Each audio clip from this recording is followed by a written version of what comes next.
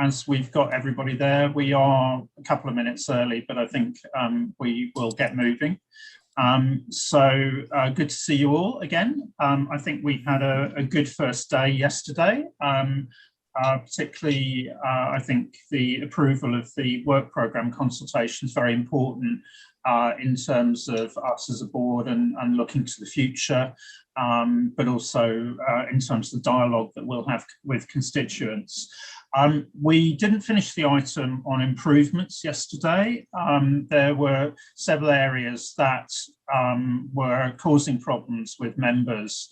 And so I had a discussion with staff after the meeting, and what we'll be doing is there are two of the proposed amendments that will not now be proceeding, reflecting the discussion that we had in the board meeting. There's another where I think some further background would be helpful for the board in terms of determining whether to proceed with that. So the idea is that there will be a short paper that just makes those proposals.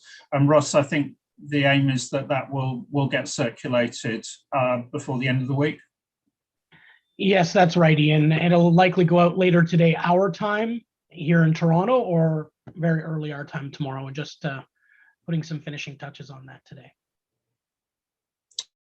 Okay, that's good. So thanks for that. And then of course we will, particularly for Scott and Adrian, who went around for the end of that discussion, we're going to pick that up in the slot on Tuesday, which we've got for approval of pronouncements and exposure drafts. So we'll come back into that discussion at that point in time. So in terms of today, we've got the entire session today on natural resources. And I think, that's very much one of the examples that, Ross highlighted in his Programme and Technical Director's report yesterday, where the view from both staff and I think from the conversations I've been having with board members was that there are certain areas where we do need more time as a board to debate and discuss issues. And this is certainly one of them. I think there's no doubt that this is a really important topic, and it does certainly interconnect with sustainability reporting and SDGs and so on. And I think, we've already made that connection through the staff Q&A that we did last year. And I think in positioning this project going forwards, that's going to be really important in terms of the context for the consultation paper. We picked up yesterday on the broader sustainability reporting standards developments, and that's certainly, I think there's no doubt about the fact that that's a very active area. The board is extremely interested in that, as we saw from the discussion yesterday, and certainly there will be regular updates. So we will keep you informed of all the developments in that space, and we will need to be cognizant of that and to reflect some of that when we finally publish the paper.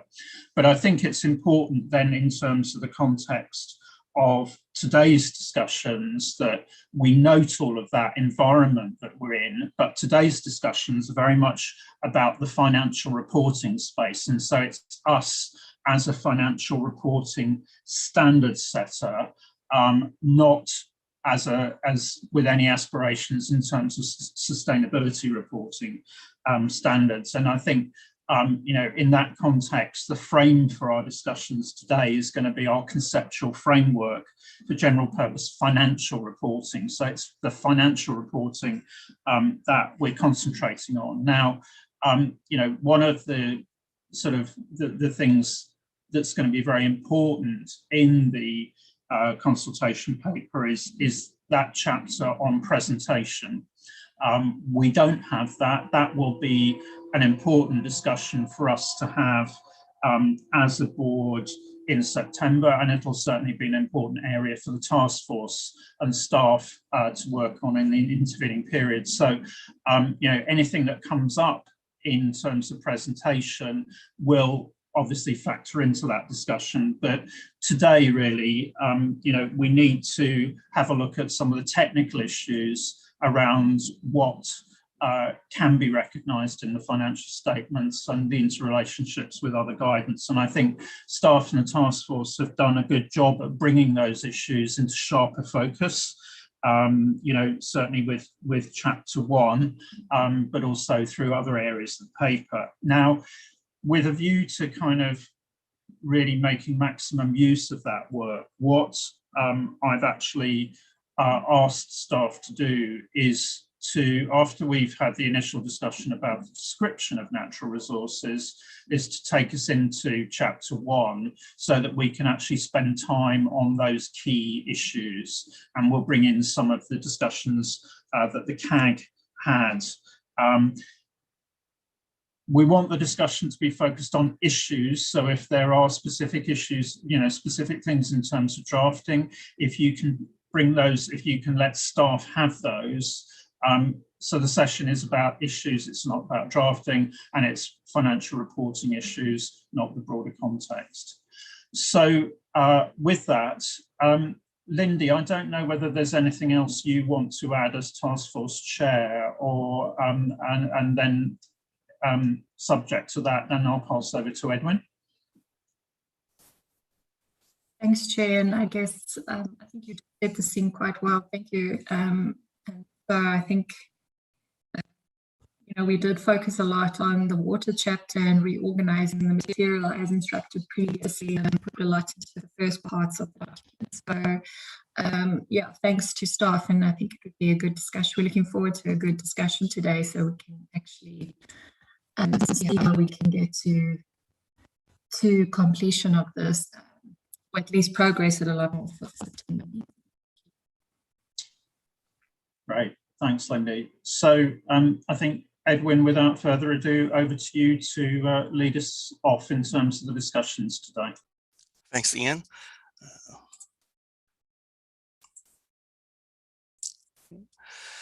So as Ian said, we're going to start with a short discussion about the description of natural resources, and then we're going to skip ahead to 5.2.4, where we talk about the rest of chapter 1.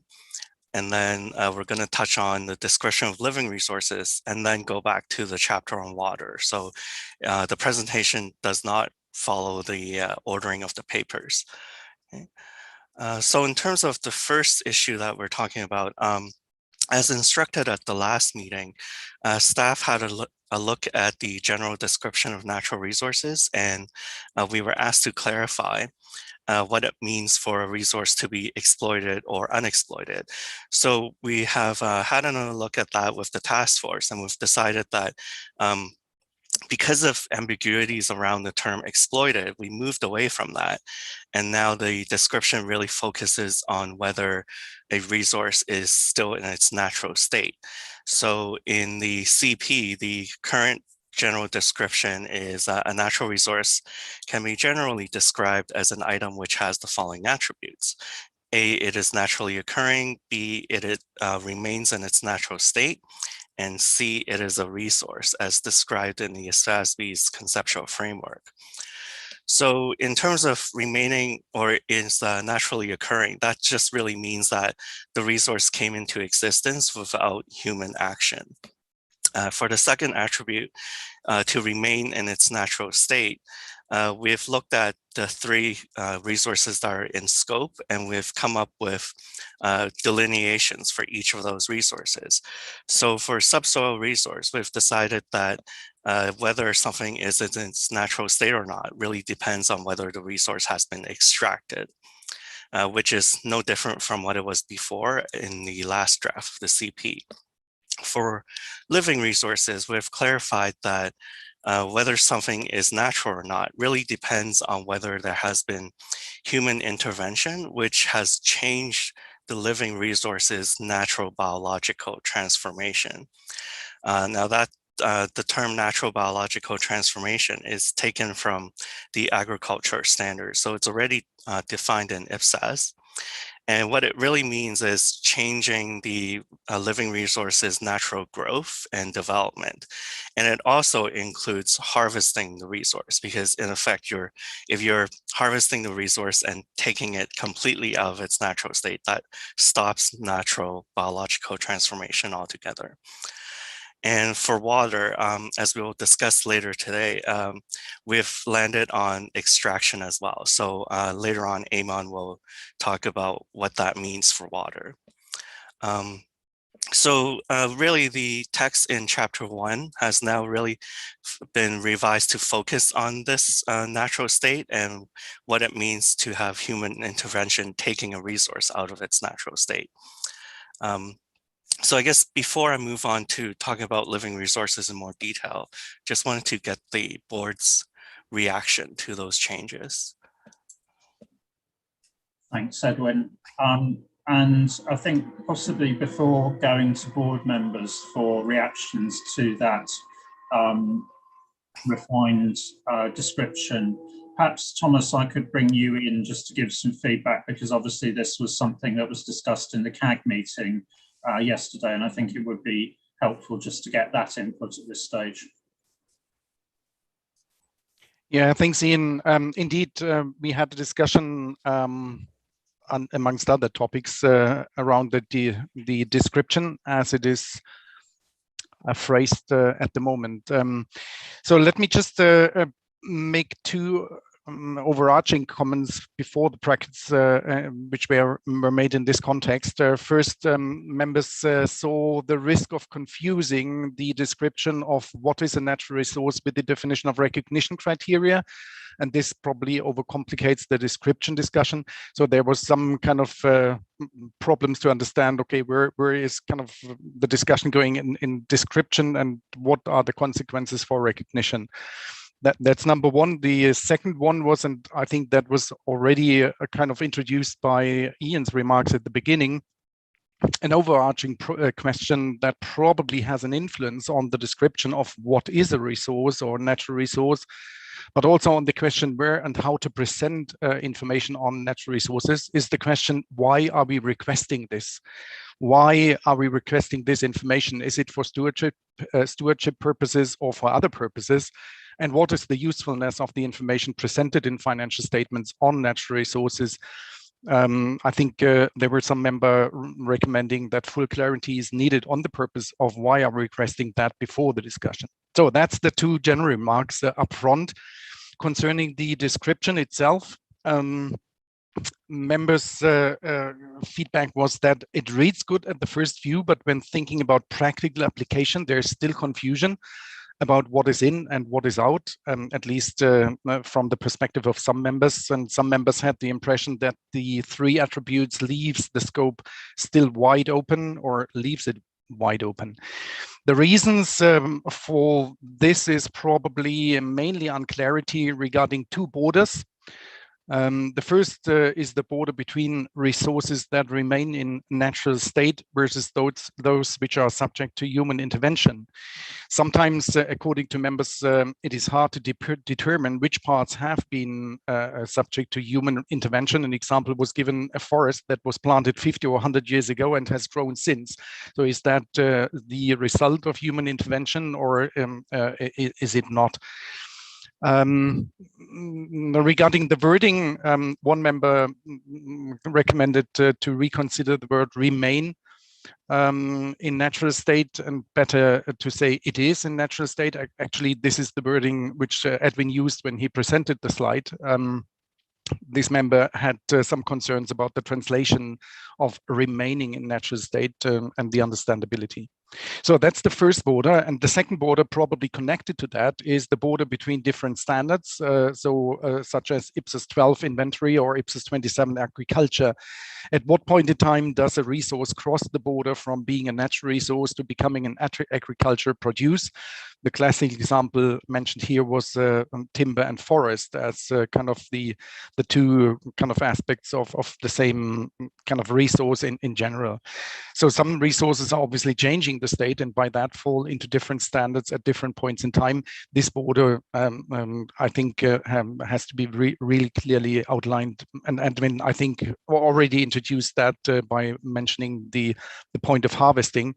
It might be clear for some examples, might be less clear for others, let's say animals or whatever. So in general, at the end, members recommended that it would be very important to provide sufficient illustrative guidance and examples for constituents to understand the application of the description, and by that make it clearer.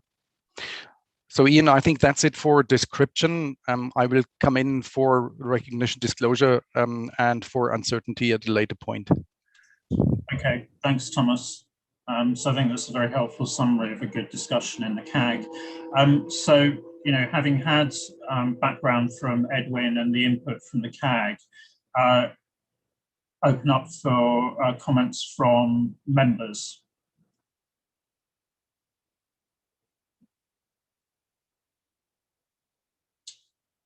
Yep, so I've got Lynn, then Scott, then Camira, then Adrienne.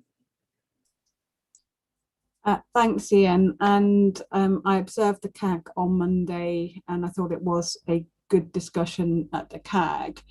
And I guess my comment links to some of that CAG discussion about what's in and what's out, and what's the border, and when do the borders kick in. And I think that if we keep the description to include remaining in its natural state, then I intuitively then have a conflict about whether or not we would ever recognise natural resources in their natural state as an asset. And if that's the end point, then we could probably say that and be clear about that earlier. I think part of my issue is that we don't change the description or the terminology when we then talk about when assets may be recognised. We're still calling them living resources or water, or by the definition of an asset remaining in its natural state, i.e. no human intervention or extraction, then I fail to see that if you're not going to humanly intervene, how could you ever demonstrate control in any shape or form? And unless you demonstrate control, you will never recognise an asset. And yet we've got chapters that then talk about recognition criteria for asset without changing the description from being a living resource. So I wonder if actually our description now of natural resources is almost the pre-potential of being an asset, i.e. it's a description of the resource. And would it help to have another term that then, once you've got human intervention, you then consider, have I got a natural resource asset? And have a different term at that point? Because I think by keeping the terminology being a resource, I think that does not help in the confusion about this boundary of when have I got a resource and when have I got a potential asset that I then need to kick in asset recognition criteria for. And I think we probably need two terms that differentiate. So when I look at the living resource chapter, and we'll come on to the chapters, we're still discussing when might a living resource be an asset. Well, with this description, it will never be an asset, because once you've got human intervention, it's no longer a resource by our definition. So I think we need to be much crisper and perhaps have more terms that enable us to delineate about this pre-asset resource. And then once you hit human intervention, you've got a potential asset that you may then have recognition under this standard or wherever we end up, or you may have recognition under another standard. And I think those boundaries need to be clear.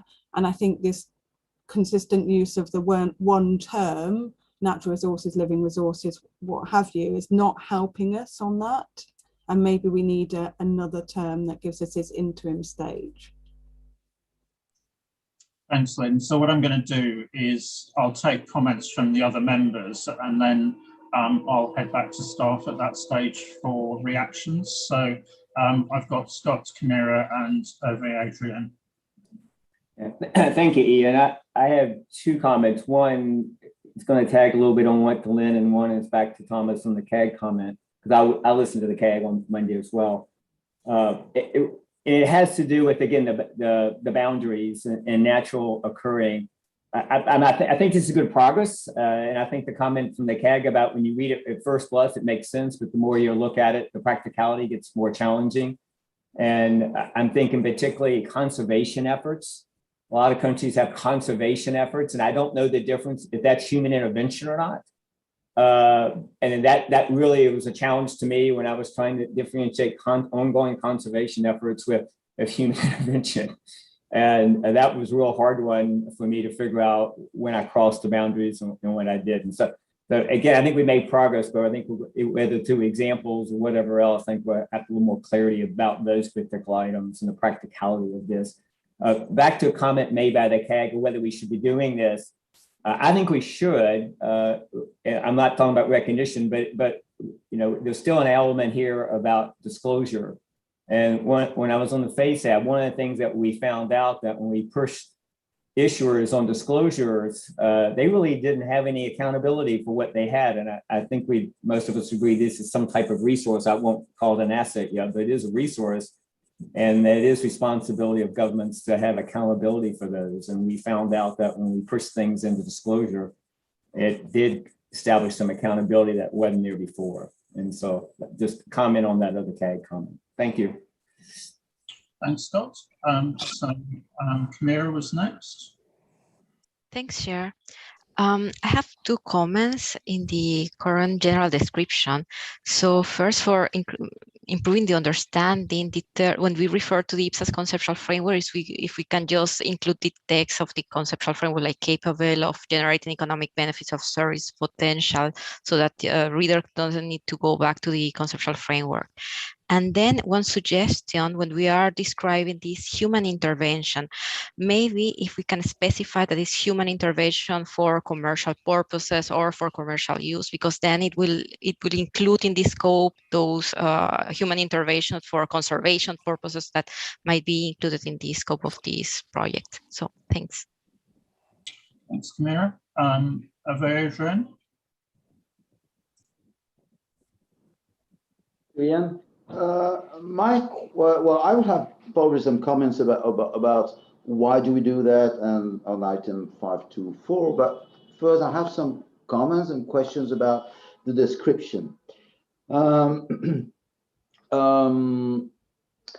issue, for me, the issue is the definition of human intervention and the reporting of resources.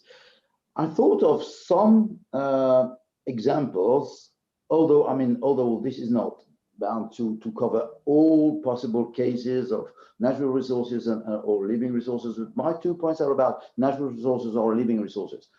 For instance, one case is when human action, for instance, modifies the course of a stream, a river, a shoreline, whatever. It could happen that it appears naturally, sand pits, gravel pits, whatever, that are possible, that are resources or potential assets in the future at time they decide to exploit the resources.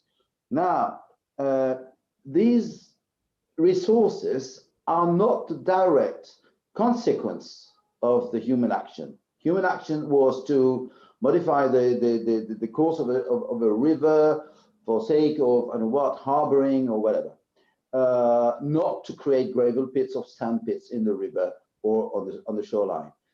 The second case would be not exactly echoing what Scott commented on, that is conservation actions for a forest, for instance, but it happens sometimes that there are some conservation or regenerating actions that are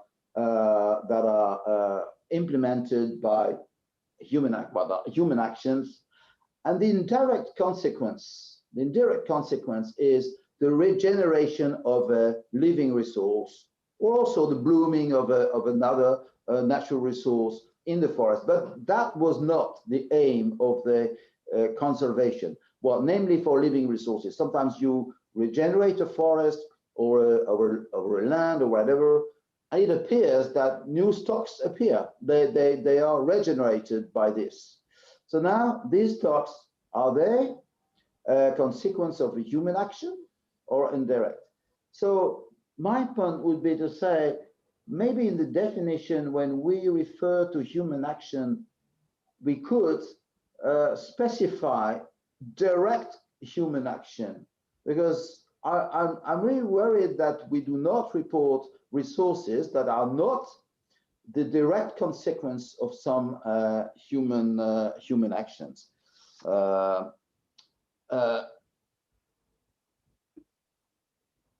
When the recognition criteria, that is economic benefit or service potential, is not the direct consequence of the human action. That's my point.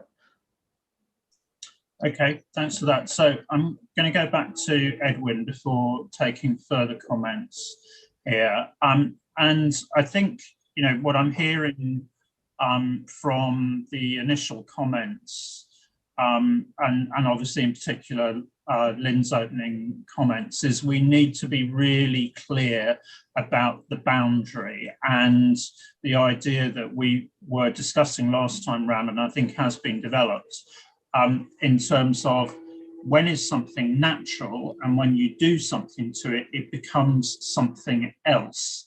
And that something else will be dealt with through different guidance. So I think we just need to sort of reflect on that a bit more. Edwin, perhaps I can just take some reactions to what's been said thus far. Yeah, so I'll start with Lynn's point, and I guess if you read further down in the CP, there is a sense that for most natural resources, as described now, we will not be recognizing them. I think the exception is for some living resources. So for example, an uncultivated forest, you may be able to exercise control, even though it's still growing naturally. And that's because the trees don't move around. You could, you know, prevent others from accessing the trees. And if you have the right to sell the trees or, you know, do whatever you want with them, then you can exercise control without actually directly changing how the trees are growing. So I think you're right in that the way we've described natural resources, it almost leads to the conclusion that most of these items cannot be recognized as assets. And that's why we've kind of pivoted a bit in chapter 1 to say, well, everyone agrees that these resources have value. So, you know, even if we reach the conclusion that they're not assets, we still should talk about them in some form of disclosure. I think that's how the task force got to, you know, providing information about these resources. But I totally get your point that maybe there's almost like an in-between step that we should think about. So yeah, we can take that away to the task force and have another think about that. In terms of Scott's comment on conservation, we do touch upon that in the living resource chapter now. And we look to some of the national standard setters, and some of them were actually interpreting the agricultural standard to be applicable to conservation activities. So we've taken a similar approach and said that if you're taking living resources out of their natural state to conserve them, i.e. to promote their growth and reproduction, then that would essentially fall under IPSASB 27. And I think that's in one of the appendices somewhere where we talk about how living resources interacts with existing IPSASB. On Kamira's point about the text of the conceptual framework. So right now it's in the explanatory paragraph that follows the general description, like we actually say what a resource is in the conceptual framework. But I get your point that we can move that into the description itself, so readers don't really have to jump around to get to that. And on Harvey Adrian's point, yeah, I see where you're coming from, and I think there is definitely it does make sense to specify that it's really direct intervention or direct human action that would take something out of its natural state. Because I think if we don't specify that, then it'll be almost impossible to figure out what is and isn't in its natural state, because there's so many knock-on effects when you change one part of, for example, one part of an ecosystem. Like, you don't really know what's going to result from that. So I totally hear you on being more specific on direct human actions. And yeah, so I think that's it for now. Okay, thanks, Edwin. So I think a clear proposal there on direct human intervention. I think let's just take the conservation discussion out of this for a moment. We do need to come back to that, but I would like to focus us on those three principles, because I think in today's discussion, I think we do need to land this today. This is at the core of this CP. So I want to keep discussing this because I think as a board we need to come to a landing on this.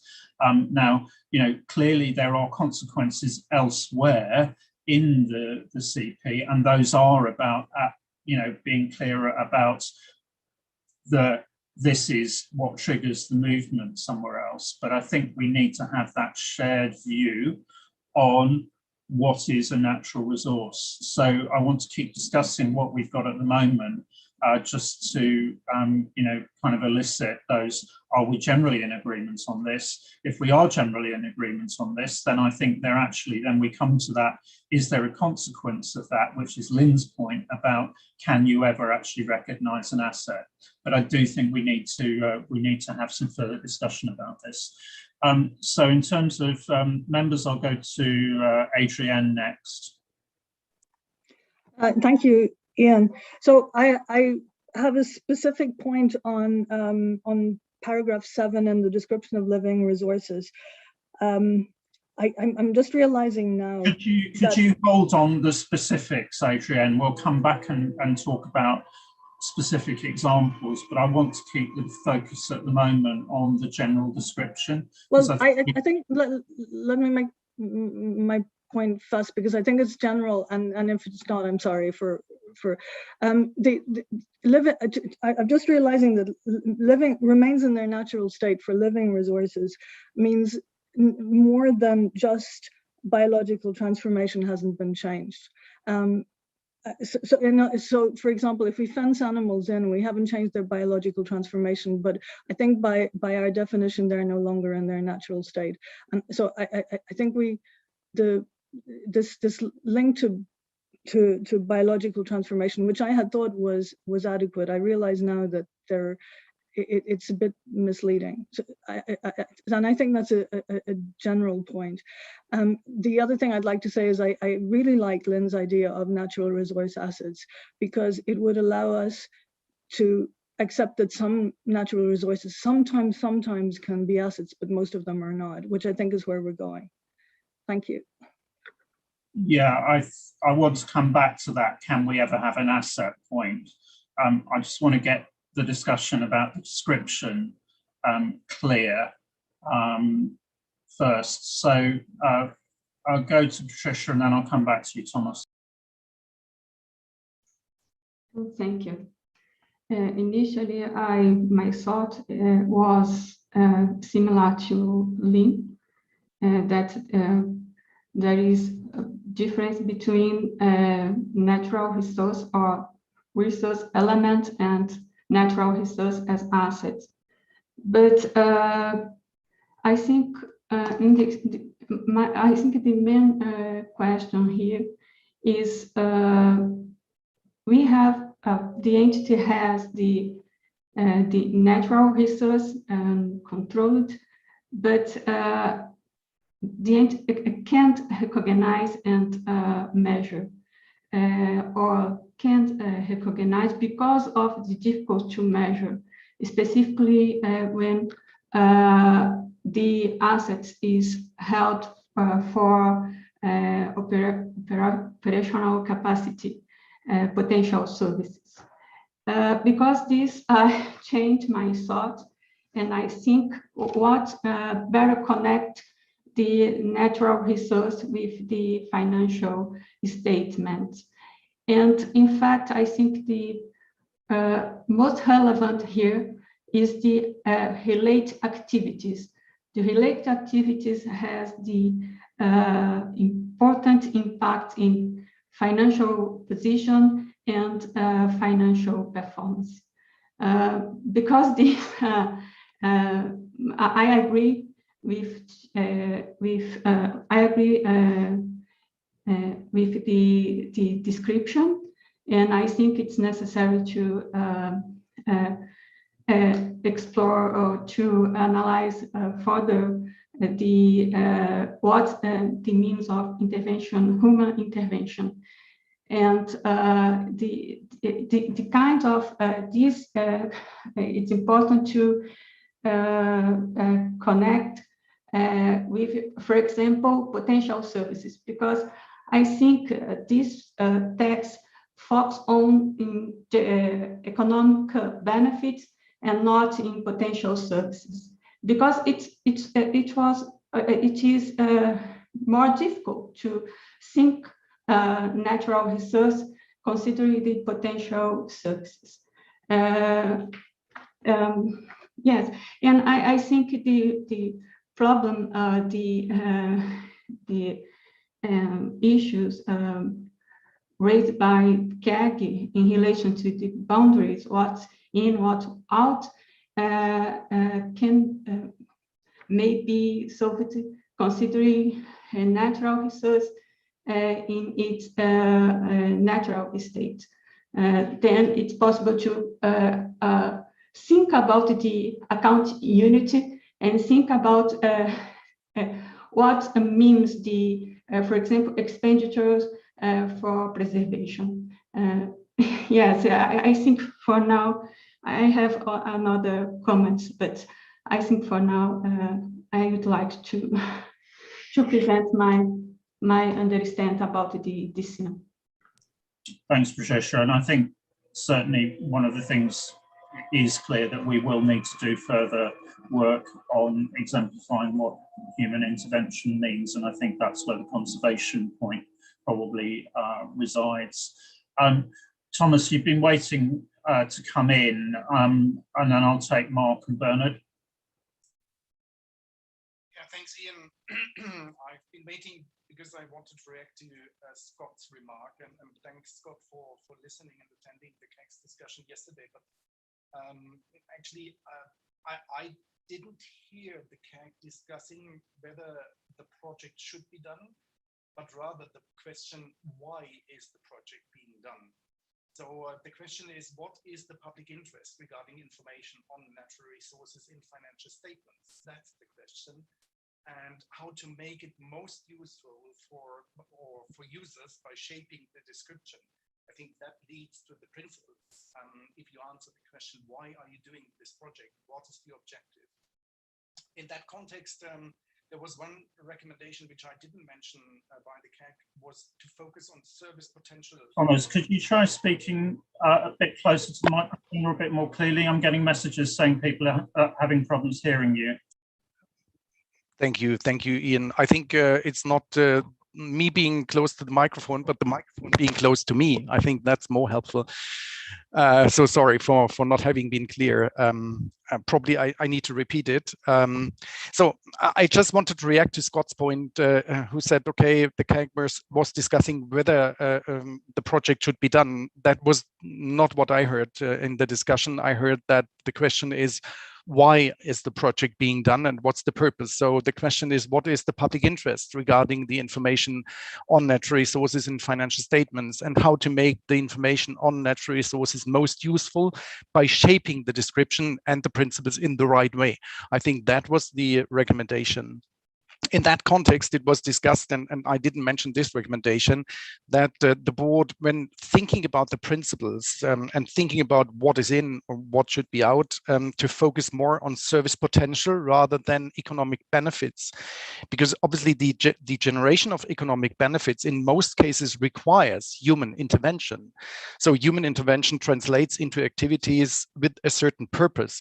And in that case, other standards apply, because that leads to inventory or that leads to agricultural produce. And I think that helps clarifying the borderline or the boundary between what you're doing here and what has been done in other standards. Thanks. Thanks, Thomas. So I think, just before going further, I think we need to reflect on the fact that actually the answer to why we're doing the project resides in the conceptual framework, because what the objectives are for financial reporting in the framework are accountability and decision making. So I think, the context is these are important, features for the public sector, and that's the reason why we need to do it. And then I think, this is where the framework, we need to follow through the framework, because, quite clearly, you can move something into a different category when it's being dealt with for economic purposes. Service potential, as we know, is harder, but that doesn't mean that we shouldn't actually be saying where is the boundary on this, and actually, trying to be clearer about when you can actually recognize something and when you can't, even if it falls, sort of appears to meet the definition of an asset. So we need to keep using the conceptual framework and being clear that we're using the conceptual framework all the way through on this, I think, to keep answering those questions. But we certainly do need to address the service potential. And I think, Patricia, you picked that up a bit in your intervention as well. Going further then with comments, I've got Mark, Bernard and Mari. Yeah, just briefly, I support the approach that we should apply the conceptual framework. But on your question, because of the description, I think it generally works. Just the second point remains in its natural state. I think one CAG member has already said the word remains and also has not yet been changed to human transformation. I think causes some problems maybe because there are so many natural things like say rivers who have been changed, but they have to be renaturalized. So plants have been introduced into a country, but they are actually now in a natural state. But originally there has been human intervention. So maybe the wording are in the more remaining on the not too much in the past, but into the present, and say they are in a natural state, and they are not changed due to human, or not being changed to human intervention. Something like that would probably work better, because there is always a timeline, and it's very difficult not to identify a natural asset, which may not be very long ago due to human intervention. Thanks, Mark. So go to Bernard and then Mari.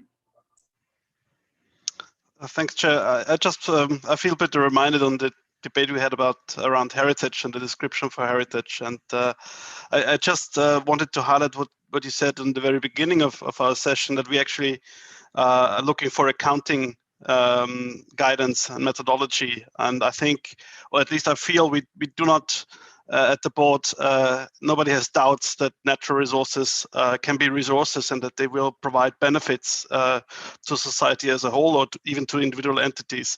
What we are struggling with is actually putting something on the balance sheet which is reliably measurable. And I'm just struggling a bit on the debate around human intervention. I think it is extremely important, but the question in my mind is always, does it move us closer to measurability? And I'm not sure if it does all the time. So maybe we can try to connect it closer to what kind of accounting requirements do we need, or what kind of expectation do we have that human intervention might give us, some data, some information which might be measurable. because I think you can go back and forth on this. And I think people coming up with examples, and I also have one in the sense that you could say, well, if you plant trees, it's a reforestation. That's clearly a human intervention. But then if you leave it in the natural state to, you know, provide the overall societal benefits, do you reclassify? Are you first in agriculture and then you're going into natural resources? And at what point in time would you do that? And I'm not sure if those are the types of discussions we really need. And my last comment is actually, so we're in the consultation paper stage. And again, we are firmly drafting accounting standards language. And that's, I think, quite natural because we are a standard setting board.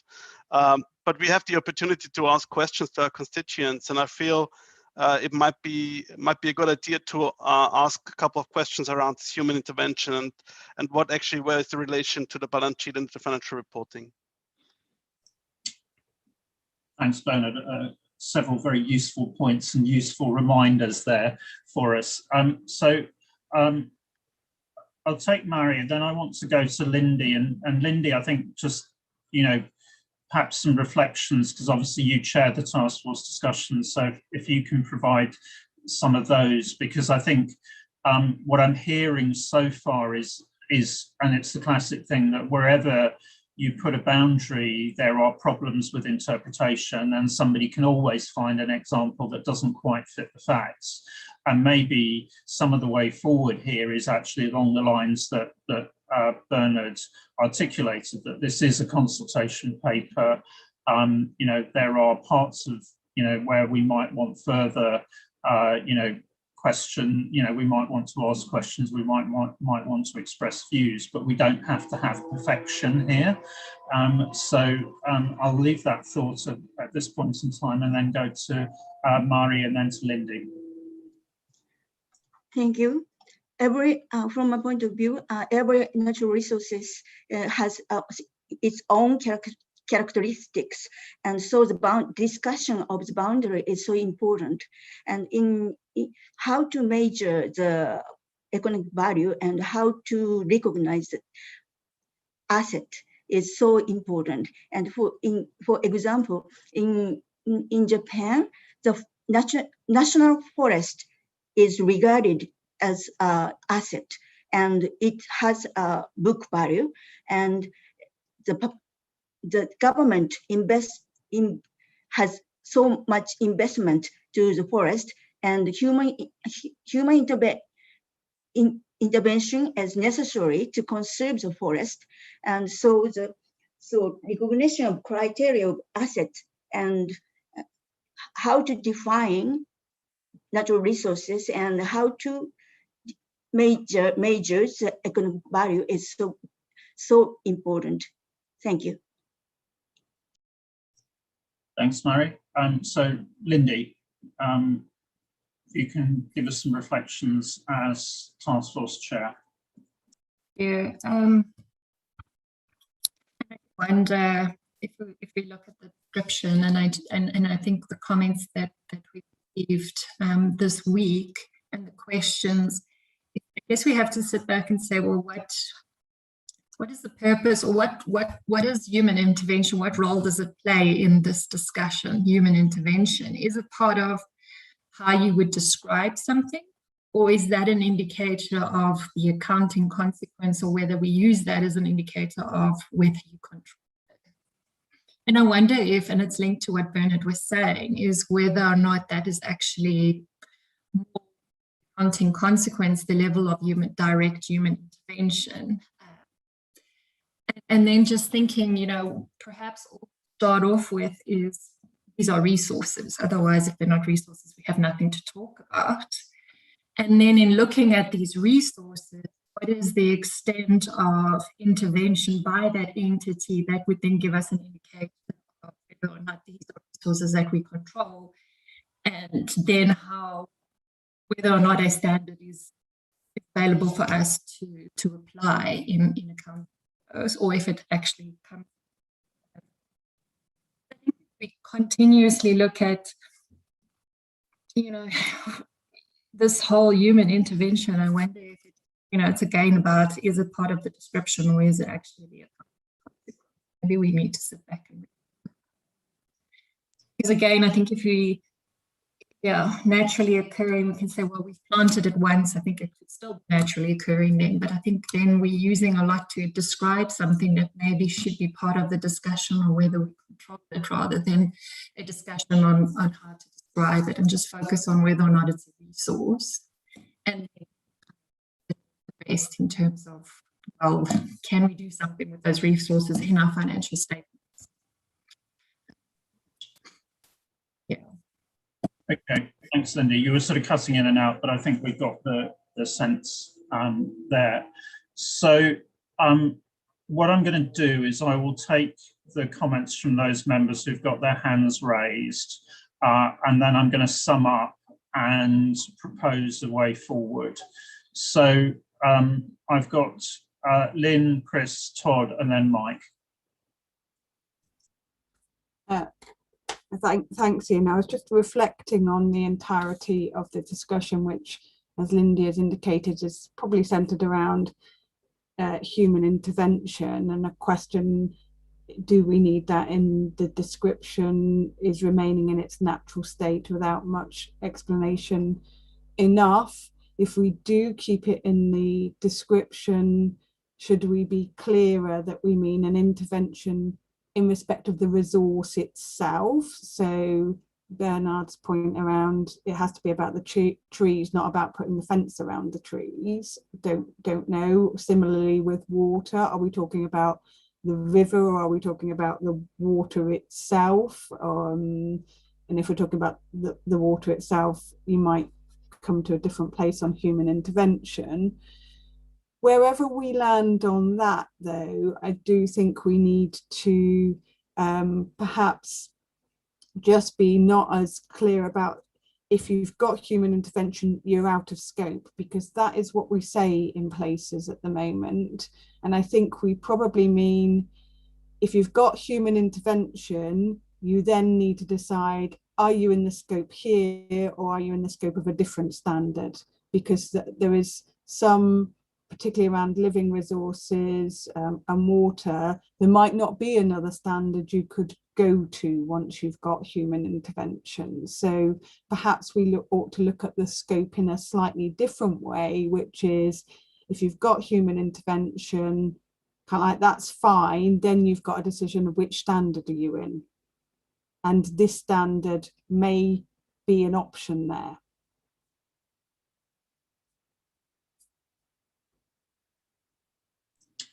Thanks, Lynn. So go to Chris, then Todd, then Mike. Thank you, Anne. So what I seem to be hearing is more like we are stressing human intervention in terms of improvement on the resource, on the natural resource. But I'm also thinking that human intervention could come in a negative form. For instance, deforestation, which is an illegal activity to deplete the forests. And so we should also be looking at impairment in this regard. When we are discussing a natural resource as an asset, we should also be looking at impairment of that asset, so that we will be clear about what kind of assets we are actually accounting for. So impairment should come into the discussion. That's my thoughts. Thanks, Chris. So go to Todd and then Mike. Thank you, Ian. I've also sort of been reflecting on this discussion, and I suppose for me it starts with really the purpose of this project. And in my mind, we've heard from our constituents, and they've said it's really important that we address natural resources. And what that means to me is natural resources are important to our constituents. And I think, as has sort of been talked about here, we're now being challenged with, okay, if we need to do a project on natural resources, how does that fit with our conceptual framework? So I think it's right for us to have started with, you know, how it fits into our conceptual framework. There's been a bit of talk about, you know, a standard coming out of this, and I don't know whether a standard's going to come out of this consultation paper or not.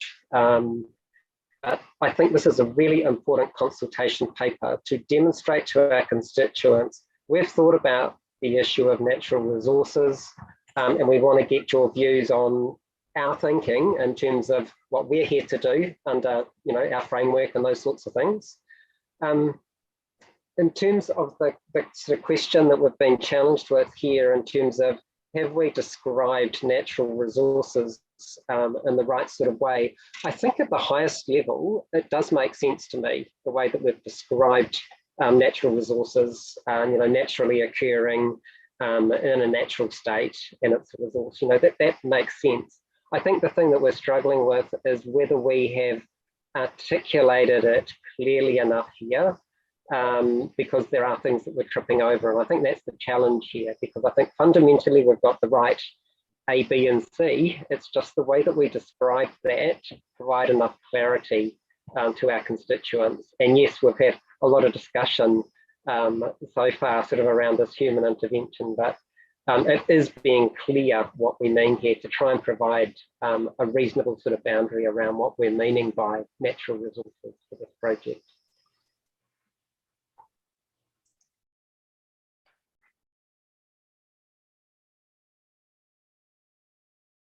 Thanks, Todd. So can I go to Mike, then Ajith?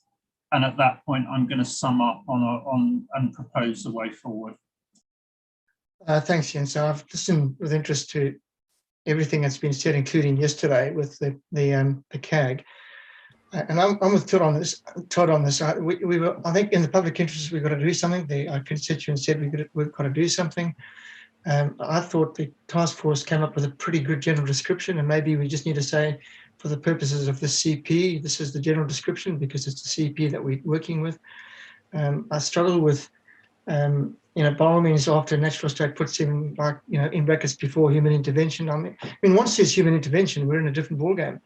So the whole point of this was it's before human intervention. I think it's too early to be talking about whether we have got economic benefits or any other type of benefit at this point. All we're trying to do is arrive at a description for purposes of this consultation process. So I think the task force has got it pretty much right. Maybe is a resource is too strong. Maybe it should be maybe a resource as described, because we sort of hung up on this resource idea. So it may not be. We might conclude that it's not a resource. What I quite like about the way that this has all been done is that we start off with a general description, and then we get to the individual chapters. We refine that description to then deal with, is it a living resource description, or is it a subsoil description, or is it a water description? And I think that's the place at which we should go into a bit more detail. So I would tinker with this as Todd has suggested, but not too much. Thanks, Mike. Ajith. Yeah, thanks, Ian. What I was thinking was that if there's a natural resource and that natural resource has been intervened in, say there is some human intervention on the natural resource, but the intervention is not in a way that it will bring it in within the scope of another standard.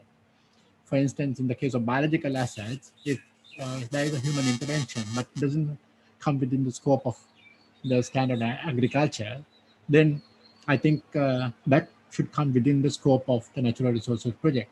Or if in the case of water, if there is a human intervention, like you put up a dam, and then it doesn't still come on within the scope of inventory or property plant equipment or anything other standard, then I think we should consider it within the scope of the natural resources standard. Otherwise, we have a gap between what we can consider and what we don't consider. So that gap needs to be closed. I think that might be the approach to solve this issue, I believe. Thank you.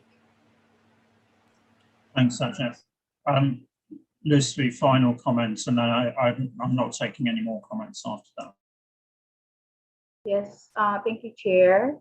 I don't know if will be helpful if we categorize the natural resources into different types, like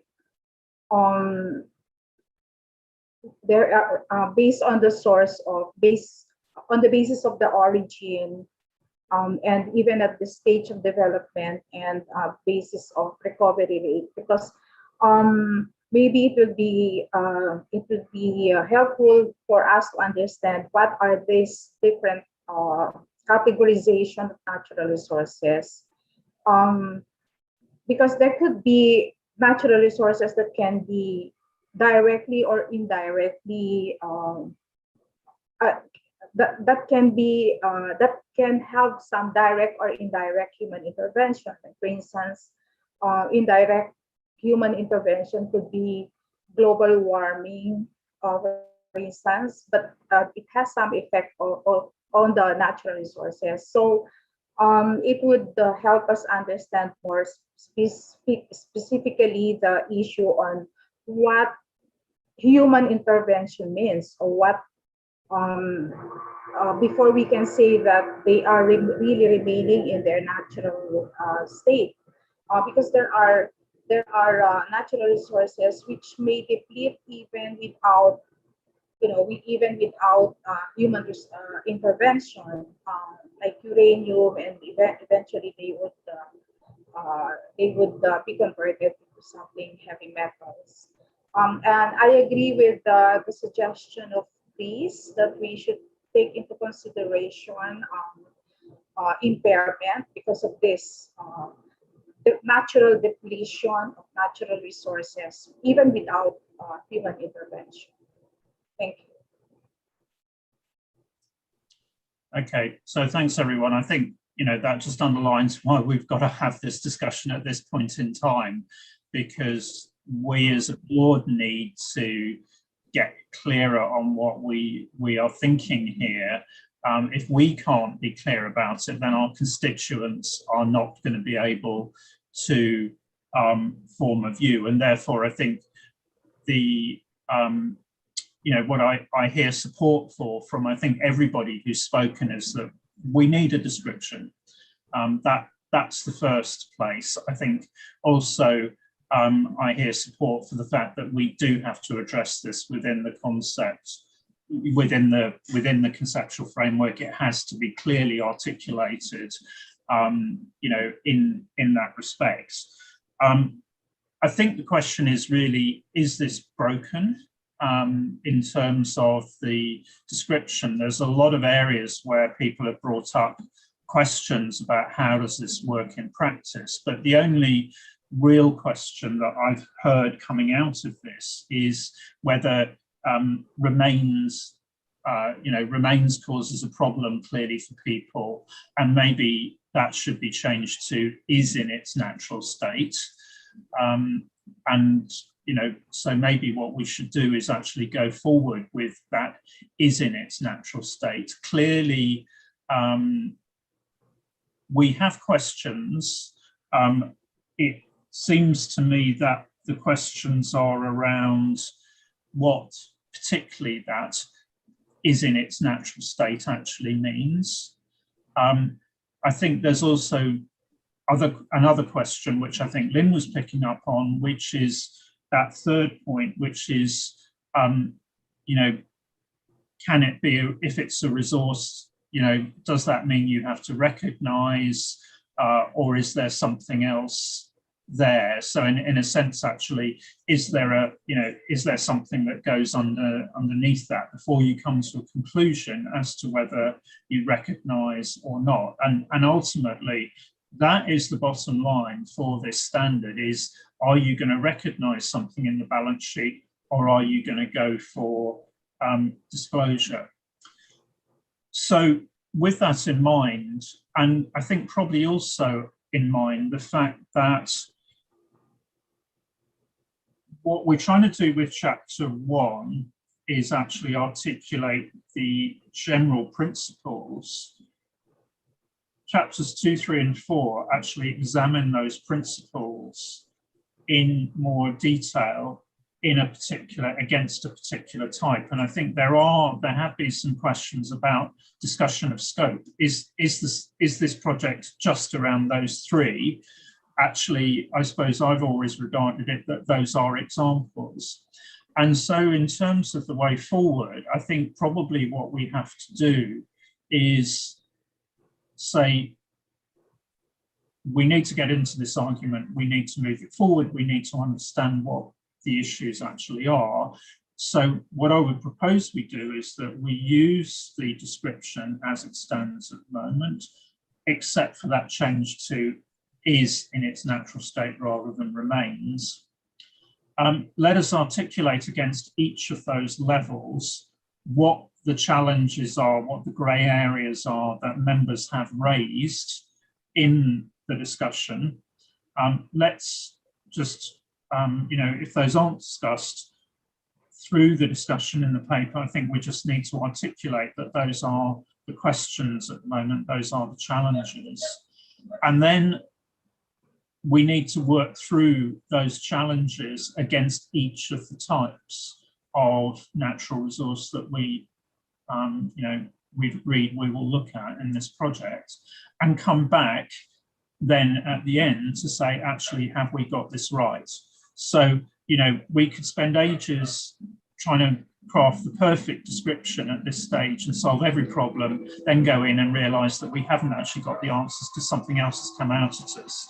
Let's use this as our working description at this stage, recognize as a board that we haven't taken a final decision that this is the right description, but let's use this, and then let's list the issues that we have against particularly parts 2 and 3, and let's examine those through the others, and then we will come back and finalize our views, having basically dealt with each of those issues. And I think, when we move into the rest of chapter 1, we will need to work out what the issues are against each of those recognition issues. Does it, how do you value it, and so on, and then come back to this chapter and say, have we got it right?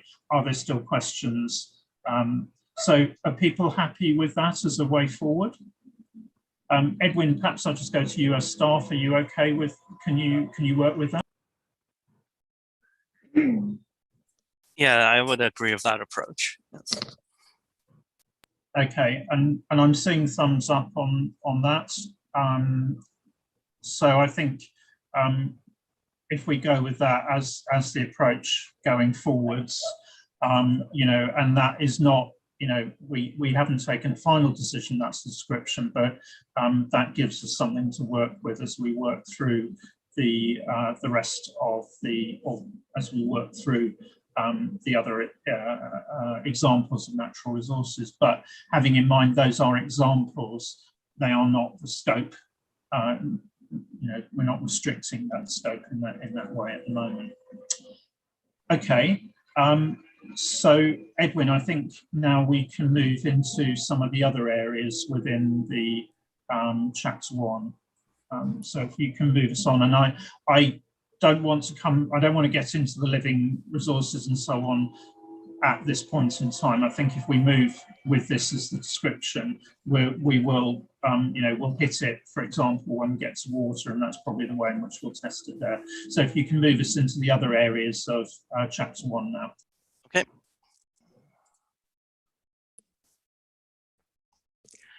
Okay, so chapter 1 has been expanded to essentially include a lot of the guidance from the conceptual framework on recognition and measurement principles. And the reason why the task force and the staff agreed to do that was because, as we've already discussed, the whole point of this project is looking at whether natural resources can be recognized as assets within the conceptual framework. So the point of the project is not really changing the conceptual framework to recognize all natural resources. So we thought it would be helpful to remind readers of what the conceptual framework actually says about recognition and measurement. So if you look at pages 40 to 46 of the board package. That's where we have summarized the general recognition and measurement principles. And we've really just focused on recognition and measurement of assets, because for this project, we're really dealing with natural resource assets. And I guess before I get to the next point, I'll pause here and ask the board if they have any thoughts on what we have put in so far.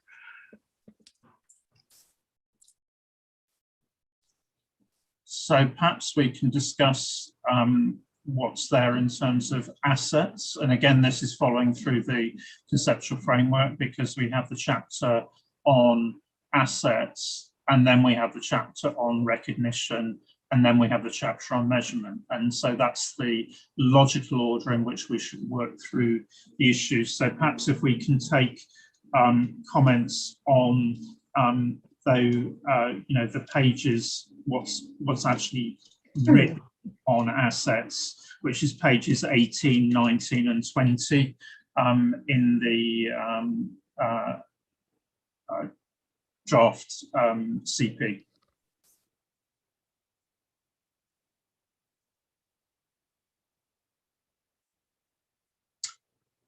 Yeah, David. Well, thank you. Do we really need it? Or certainly, do we really need it there? I mean, I know at the last meeting, the staff was tasked with streamlining what was in some of these chapters. And it's the first time in my life, I think, that I've seen streamlining interpreted as adding another 40 paragraphs. If it's considered to be necessary, I think it's appendix material, not main text material.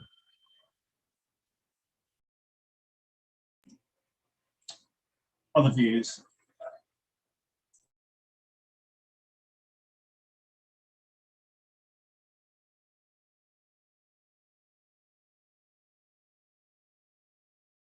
So that's provoked some comments. Mike, Lynn, Todd, then Scott. Well said, David. Thank you, Chair. Look, this is a CP. I don't mind putting it in the main text. Okay, Mike, thanks. Lynn, then Todd, then Scott. So I don't mind it being in the main text, but I do come back and I sound like a broken record too. I do think we need to fix the point that says once you don't meet this description, you're out of scope, because that is saying once you've got any degree of human intervention, you're out of scope. Well, why would we then need the description about assets if we're only talking about resources? Because again, maybe we need a bit of a discussion in presently controlled. To my mind, to exercise any form of control is a human intervention. So we just need to expand that discussion about why we're going on to talk about assets. You could have this thing that is a natural resource asset, which might be slightly different in a description than a natural resource itself. Thanks, Lynn. Todd and Scott. Thanks, Ian. Just in response to David's comment, I understand where he's coming from, but I think given it's a consultation paper, it doesn't hurt to actually have the discussion in this chapter 1, because a lot of what follows in terms of these other chapters sort of builds off it. So it worked for me when I read through it. Thanks, Todd. Scott.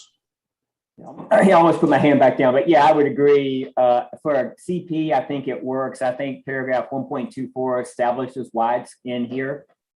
And if you don't, I think they're going to jump right in and are not going to have the context of what we're trying to do. So I think you'll get a response. If you don't put it here, I think you're liable to get a response without them considering. I don't think they probably get the appendix. Okay, thanks. So I think in terms of that section, people do see the need for that. So I think the question probably then is actually, do we need everything that's actually there? I mean, the way in which it's been approached has been consistent with the framework, which is essentially that there are 3 parts of the resource, the definition of an asset, a resource, presently controlled, and as a result of a past event. And undoubtedly, each of those does give rise to challenges in terms of natural resources. I think staff have started to try to articulate what's the nature of the challenges against each of those headings, but perhaps then there is the comment that Lynn's made, which is actually what is the consequence at each stage if you don't meet the definition that it isn't a resource, or it isn't presently controlled, or there isn't a past event.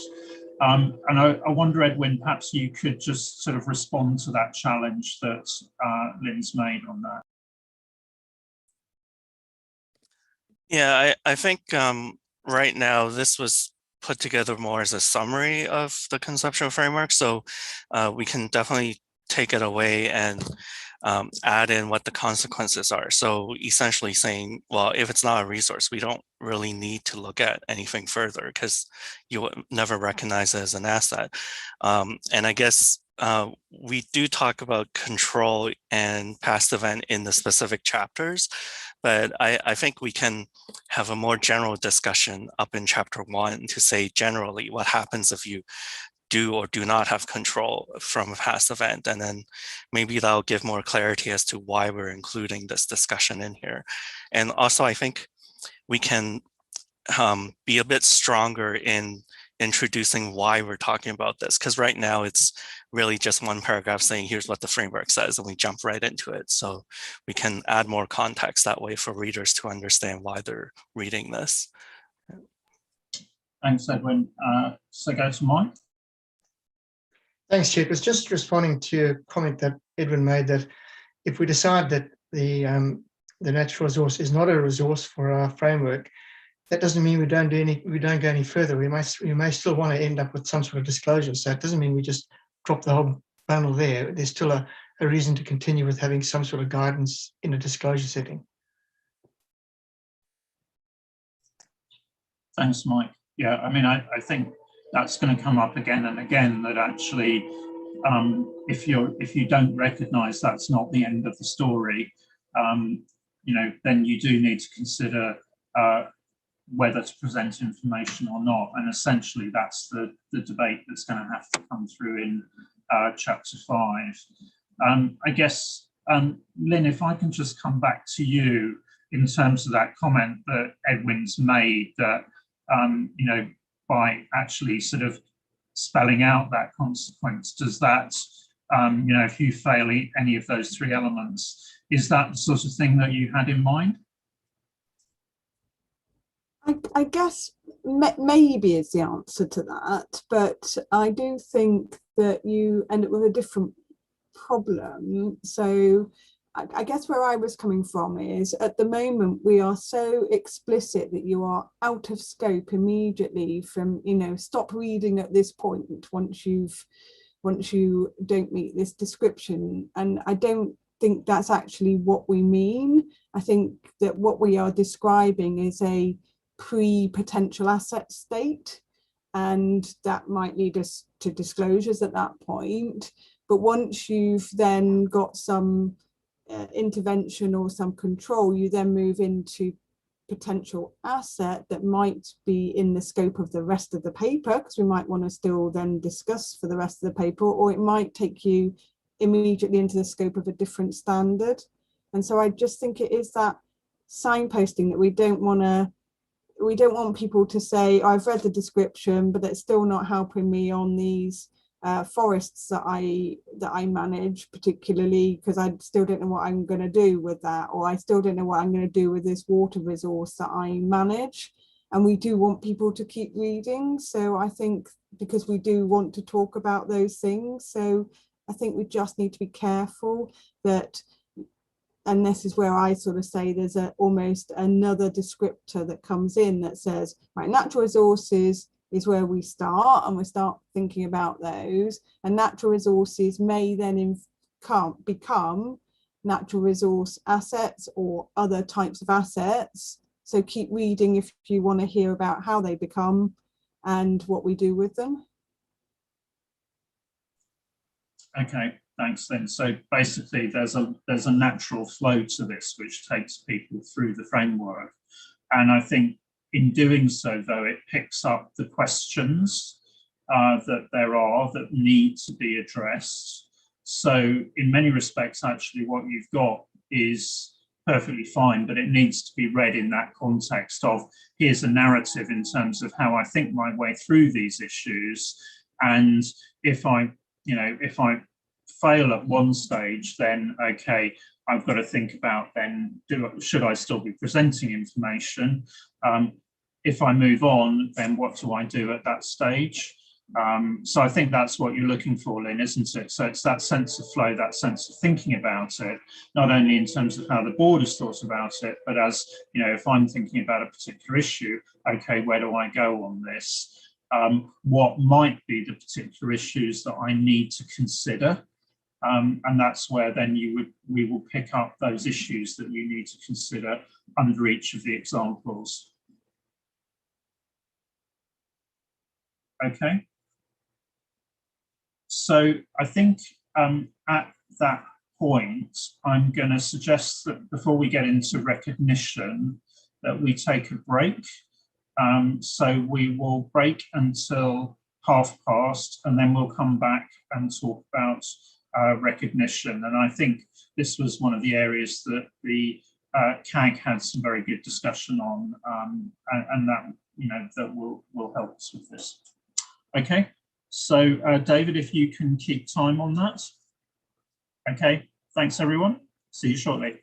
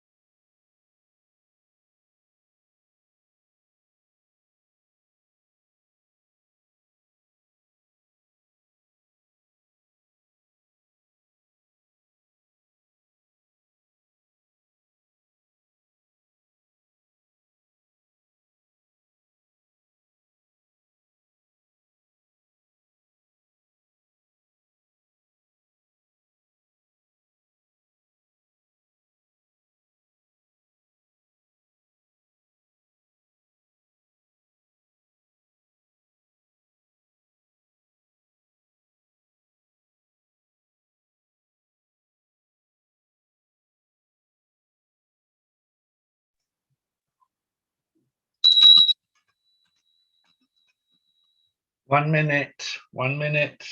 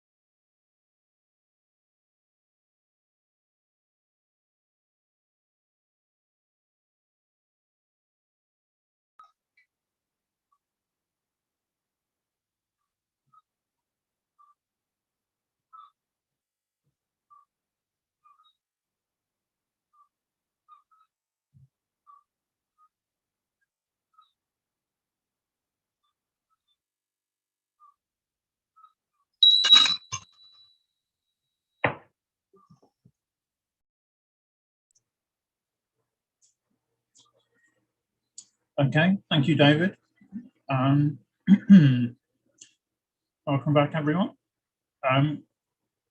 So, Edwin, take us into the recognition issue, and I'd like to get Thomas's input from a CAG perspective.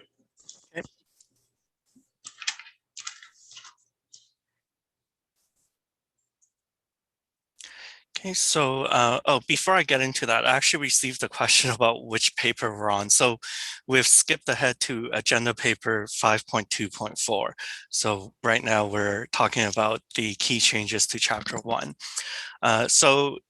In terms of recognition, one of the things that is explicitly discussed in the framework is how to deal with uncertainty when thinking about whether an item should be recognized as an asset. And the framework actually talks about 2 different types of uncertainty. So the first one is existence uncertainty, which is really described as uncertainty over whether the definition of an element has been satisfied. So for an asset, it's really asking the question, is this item really a resource that generates economic benefits or has service potential, or does this resource actually exist? The second question to think about is, does the entity truly control this resource? And the last consideration is whether a past event has actually occurred to give the entity control of this resource. So that's what existence uncertainty is. That's how existence uncertainty is described in the framework. The second type of uncertainty is measurement uncertainty, and that's really uncertainty about the amount of service potential or economic benefits that a resource could generate. So in terms of how uncertainty is dealt with in the conceptual framework, there is a set approach that involves 2 steps. The first step is to consider existence uncertainty on its own. So answering the questions that I've posed before about, whether a resource really exists, whether there is really service potential or economic benefits flowing to the entity, or whether control or a past event has occurred. The framework does not provide a threshold for considering these questions. It just says constituents will need to apply judgment and take into account all facts and circumstances when answering those questions. So that's existence uncertainty. And then once existence uncertainty has been determined to exist, or once the resource has been determined to exist, the second step that the framework sets out is factoring in measurement uncertainty. And that is actually reflected in the valuation of the element. Okay. And this is described in pages 44 to 45 of the board package, which is starting on page 22 of the consultation paper, if board members want to have a look there. So I'll pause here and get the board's reactions to what we've summarized in the CP. Thanks, Edwin. So I just want to get the CAG input first before we go to board members. Yeah, thanks, Ian. Actually, yes, the CAG discussed the issue of existence uncertainty, and the question which was put to the CAG was, do you agree that existence uncertainty is the main challenge? First of all, I think probably CAG members were of the opinion that yeah, existence uncertainty is a challenge. But it has to be seen in context with measurement uncertainty, which is equally complex, and you probably can't de-link or decouple the two. One example was the example of subsoil resources, where three important attributes are to be looked at. One is volume, second is exploitability, and third is quality, with volume being the link between existence uncertainty and measurement uncertainty, because on one side you have an uncertainty regarding the existence of the volume, on the other side volume is driving how to measure and to what amount you measure the subsoil resource. In some countries, they additionally made the experience that existence in itself is not the main uncertainty, but whether the identified subsoil resource, such as gas or oil, are actually exploitable on a reasonable economic basis is the real problem. And that, again, I think leads to kind of a linkage between existence uncertainty on one side and measurement uncertainty on the other side, because obviously the extent of cost which is needed to exploit the resource is driving measurement as well. It was highlighted that judgment concerning existence uncertainty should be based on using reliable technology. That is more the application, the practical aspect of the whole issue. If it's not confirmed or to be confirmed by a technology, there should be no recognition. That was one remark which was made by one member. And finally, there was a recommendation to see what can be learned from private sector companies being active in the exploitation of natural resources, dealing with the same challenge of existence uncertainty. For example, it was recommended to look at disclosures of oil companies on proven and unproven reserves, where you have the same aspect of existence uncertainty to some aspects. So I think that was it regarding the existence uncertainty. We also discussed the issue of recognition in general and disclosure in general. Ian, I don't know whether you want to have that now, as I have to probably leave in 10 minutes, or whether we should leave that for a later meeting. I think the recognition point is valid. I think let's leave the disclosure points for later. Yeah, I think the recognition was quite quick to be described, because in general, I think the members were supportive to recognize resources which fulfill the recognition criteria in accordance with the conceptual framework. Like it was kind of, I think the mirror example was heritage, which was already mentioned by Bernard. So I think members were supportive regarding the recognition following the principles of the conceptual framework, but I think much more reserves and concerns were phrased regarding the disclosure. What happens if something fulfills the description but does not fulfill the recognition criteria? I leave it like that because I know you want to kind of concentrate on recognition, but I will bring that on in a later meeting, probably then when you talk about chapter 5 or others. Okay, thanks, Thomas. So I guess in terms of looking at where we are, again, this comes back to needing to look at the logic flow based on the original description, because you have this question about in its natural state. If something isn't in its natural state, what else is it? And that becomes important, for example, if you look at subsoil assets, subsoil items rather, because actually if you started to exploit it, then actually you've intervened and you're somewhere else.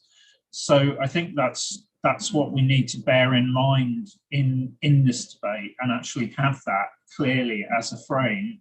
And it's back to Lynn's point about, well, at what point do you move somewhere else?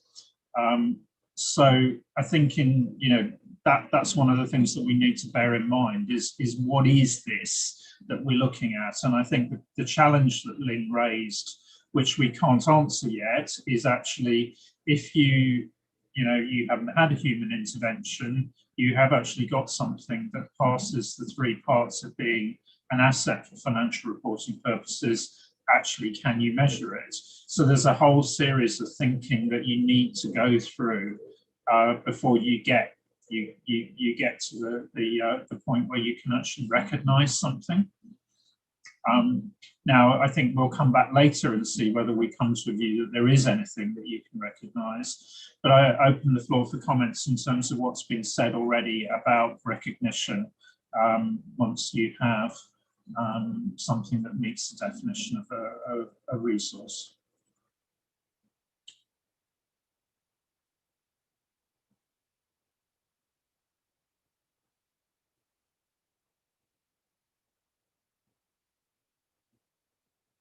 Lindy, are there any observations you'd like to make from the task force discussions on this?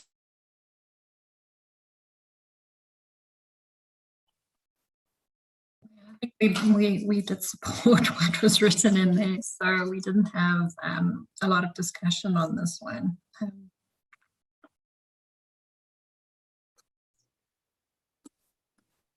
Okay. So what's there is okay in as far as it goes, but all the way through you need that consequence of either you move on into the next question, or actually it's something that you know, we need to come back to later then in terms of presentation. And I think in terms of the presentation discussion, it may well be helpful to actually remind both the, you know, to work it through in those, you know, at each stage, if we've, you know, something has failed to move on to the next stage, let's just have those as different categories. So if we can take that forward as a way of actually helping to think through you know, to go into the presentation debate. At some point, maybe just for us, is to have a table with the different categories and the different stages of how it, you know, where it stays in or falls out and what the consequences are, just for us to see the bigger picture. Mm-hmm. Okay. So probably the remaining point to pick up on that chapter is we have the section on the sort of GPFRs and so on. Can I take questions on, take thoughts on whether that's actually should be in this section or not, because it does seem to take you into presentation. So I'd just like some views on whether people find it helpful to have that here or whether that should go somewhere else.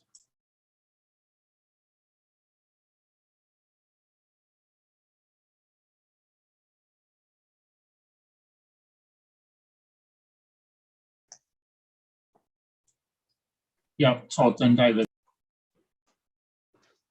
Yeah, thanks, Ian. I'm happy to kick off with some comments.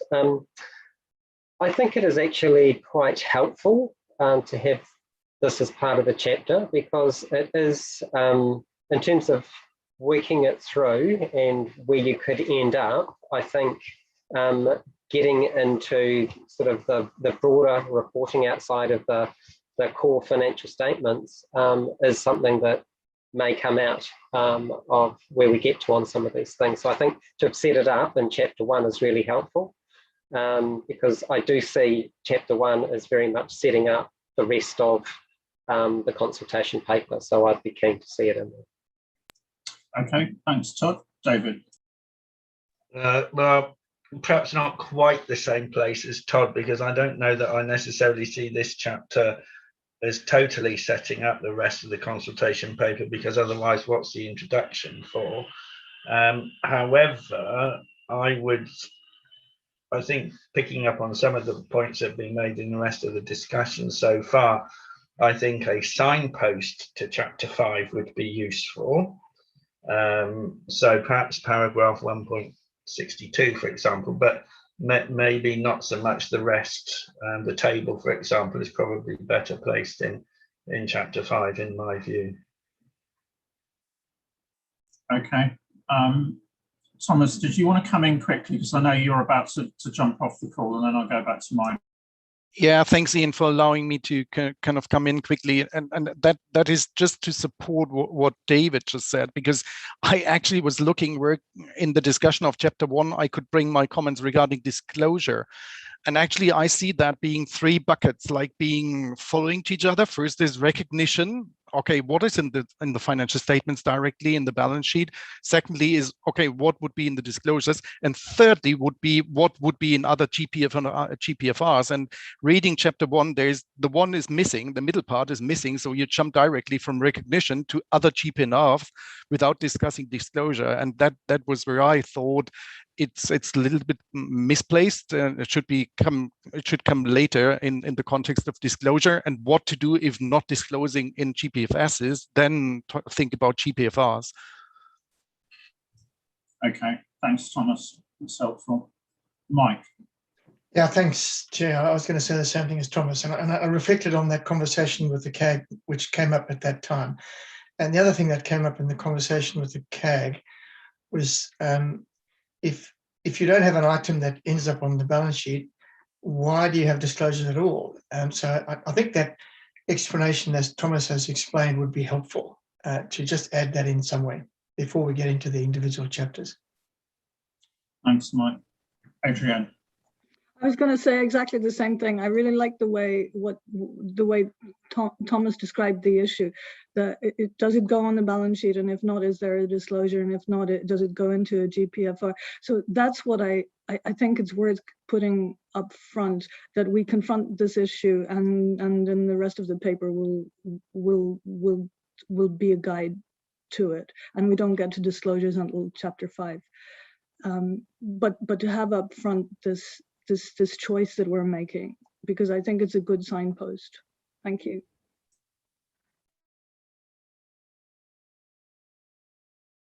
So, Edwin, in terms of Thomas's comments, good support for that approach. You're happy you've got that documented? Yes, and that was actually the task force's original intention, to have that step approach, but I guess it kind of got lost in the drafting. So we'll fix that in the next draft for sure. Okay, thanks. Lindy. Thank you. I guess just a question and maybe a comment as well. So if it's not in the financials, then we point to GP.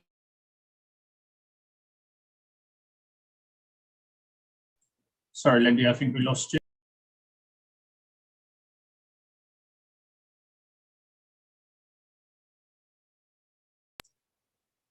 I think we might have to come back to Lindy, actually.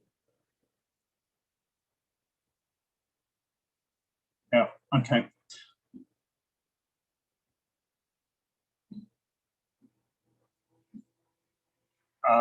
I'll take Patricia whilst we're waiting for Lindy to come back in. Thank you. I thought about the discussion, and I think the disclosure or the application of the RPGs depends on the decision about how to treat the human intervention. And I think we have a difficult point here, or a difficult issue here, because if we decide that human intervention is out of scope, consequently activities, related activities, the entity has to apply different standards to related activities. I think the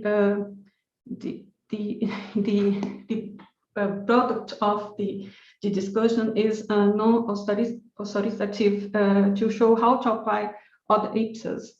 For example, a segment report or PPME and some other standards. But on the other hand, if I consider human intervention is in this scope, or I consider the accounting unity, a natural resource is composed of natural element and the product of the human intervention. And then I think I have the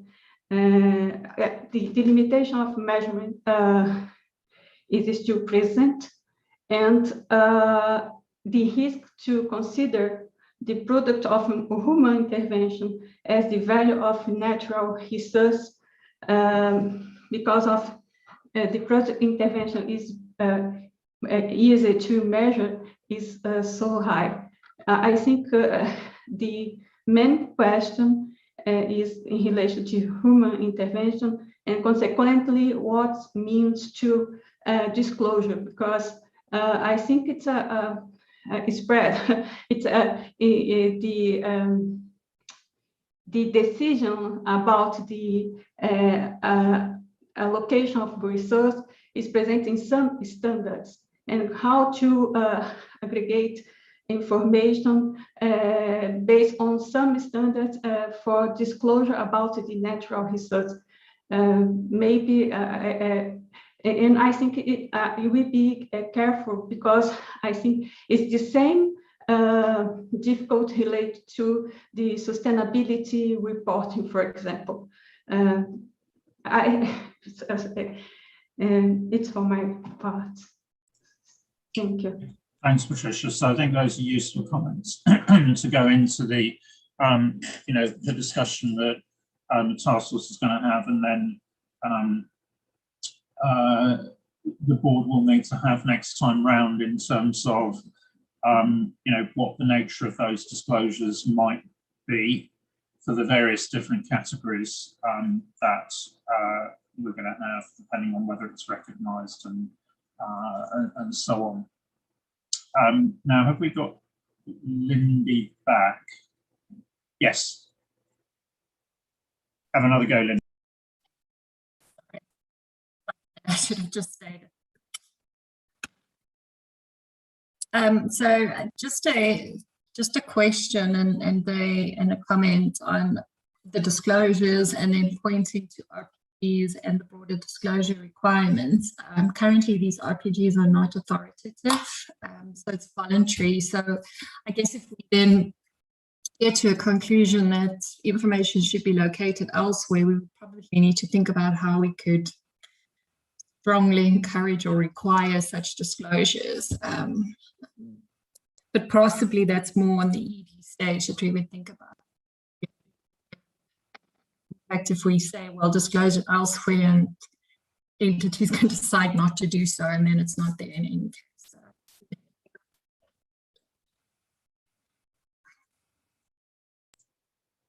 Thanks, Lindy. I mean, some of this comes into who mandates application of standards and who mandates application of RPGs.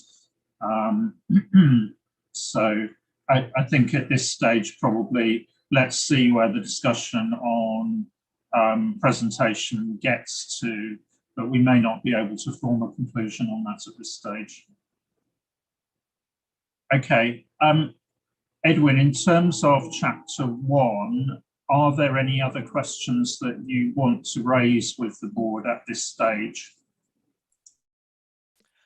No. So originally I was going to ask if, or I was going to bring up that our intention was to have that stepped approach. So first think about whether an item is a natural resource, then think about whether it's an asset that could be recognized, then think about disclosures, and then think about the GPFRs.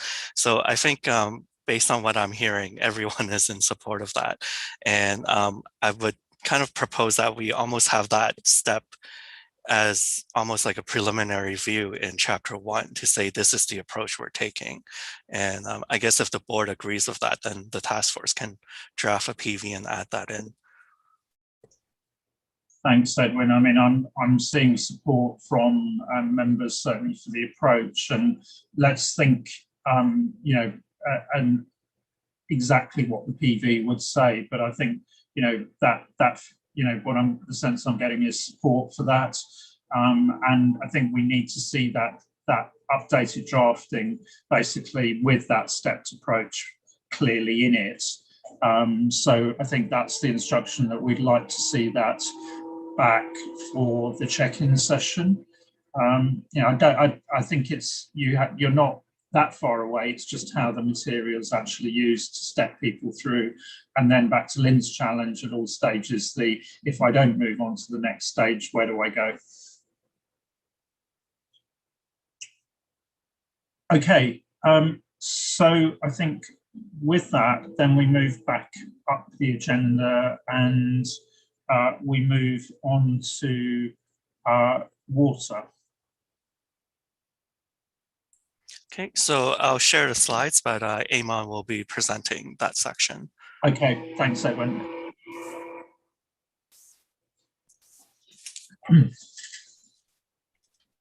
Thank you, everyone. I hope everyone can hear me well.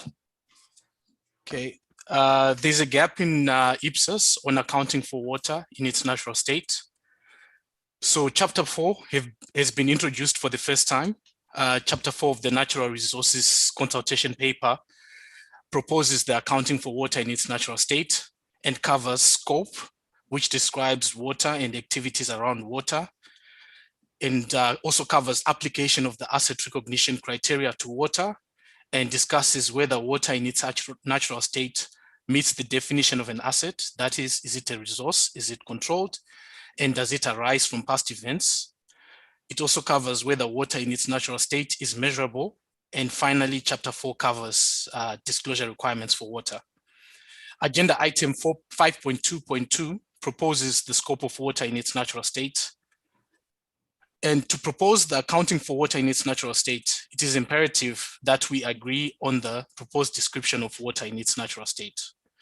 The task force proposes that water in its natural state should be described as a chemical compound that comprises hydrogen and oxygen and exists in gas, liquid, and solid states, is naturally occurring, meaning that it is free-flowing and found in various natural forms such as springs and seas, and exists without the actions of humankind, is in its natural state, meaning that it is not extracted through human action, and is a resource as described in the IPSASB's conceptual framework.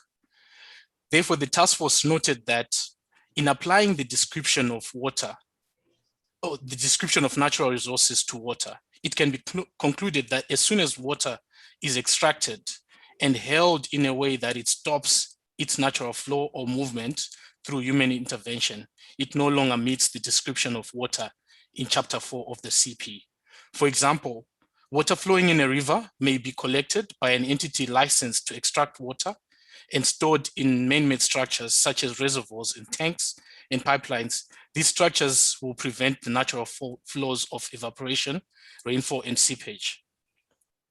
Agenda 5.2.2 also mentions that activities around water, such as extracted water held in man-made structures, licenses held to extract water, costs incurred to maintain or treat water are distinct and should be accounted for separately in other IPSAS. Does the IPSAS agree with these recommendations?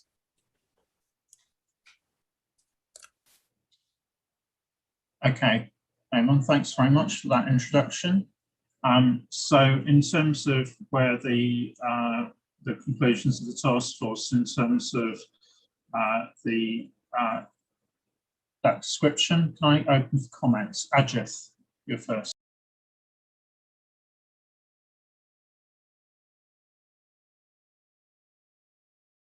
Are you still on mute, Ajith?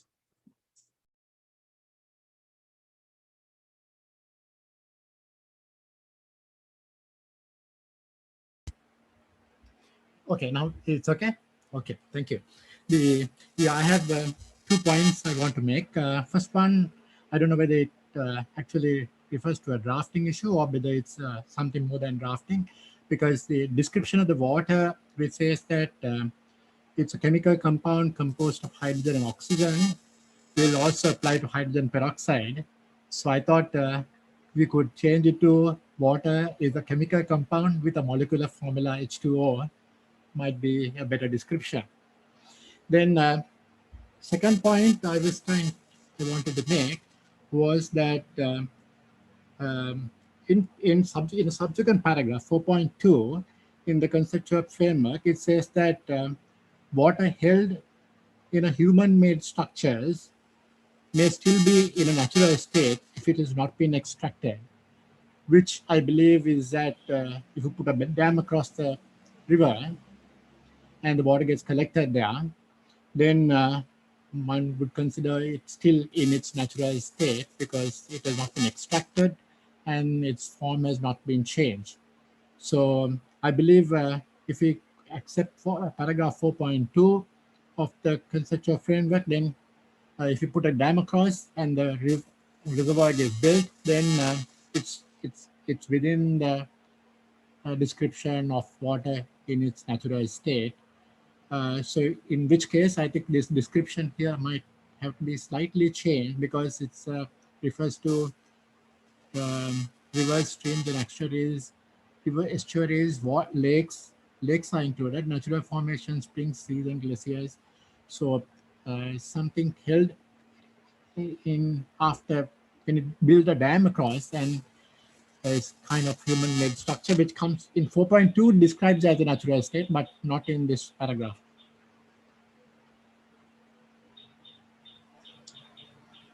Thanks, Ajit. So I'm just going to take around the comments from members. So Adrian.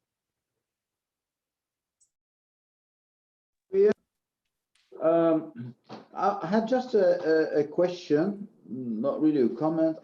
I couldn't decide by reading this item, this chapter, and the one on subsoil resources.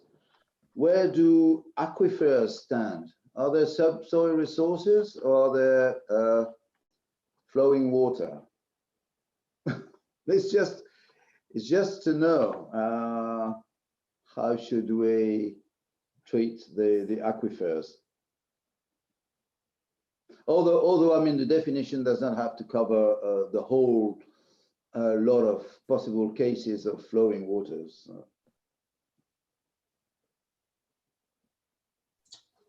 That's all.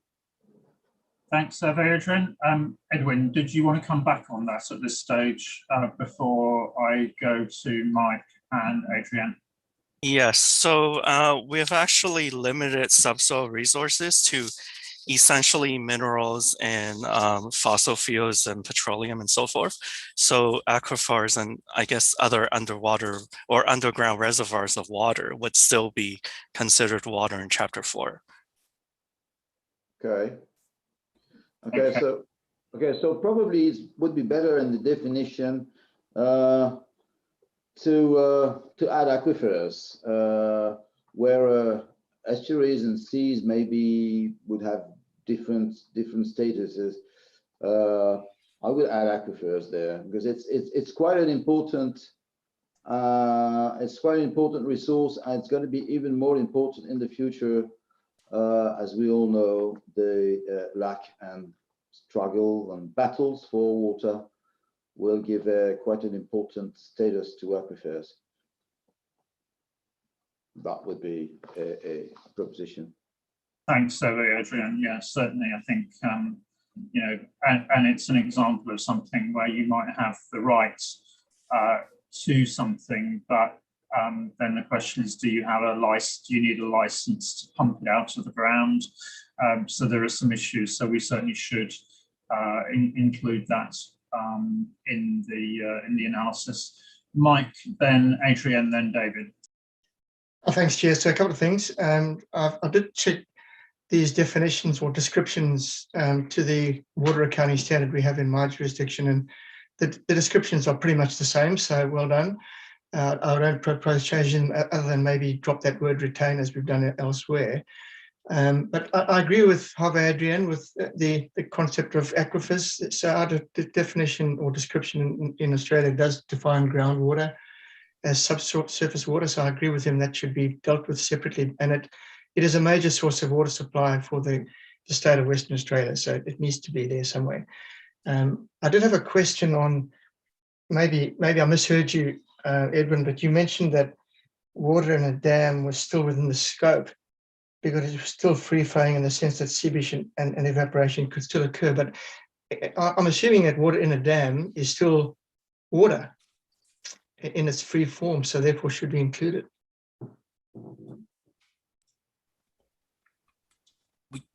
Thanks, Mike.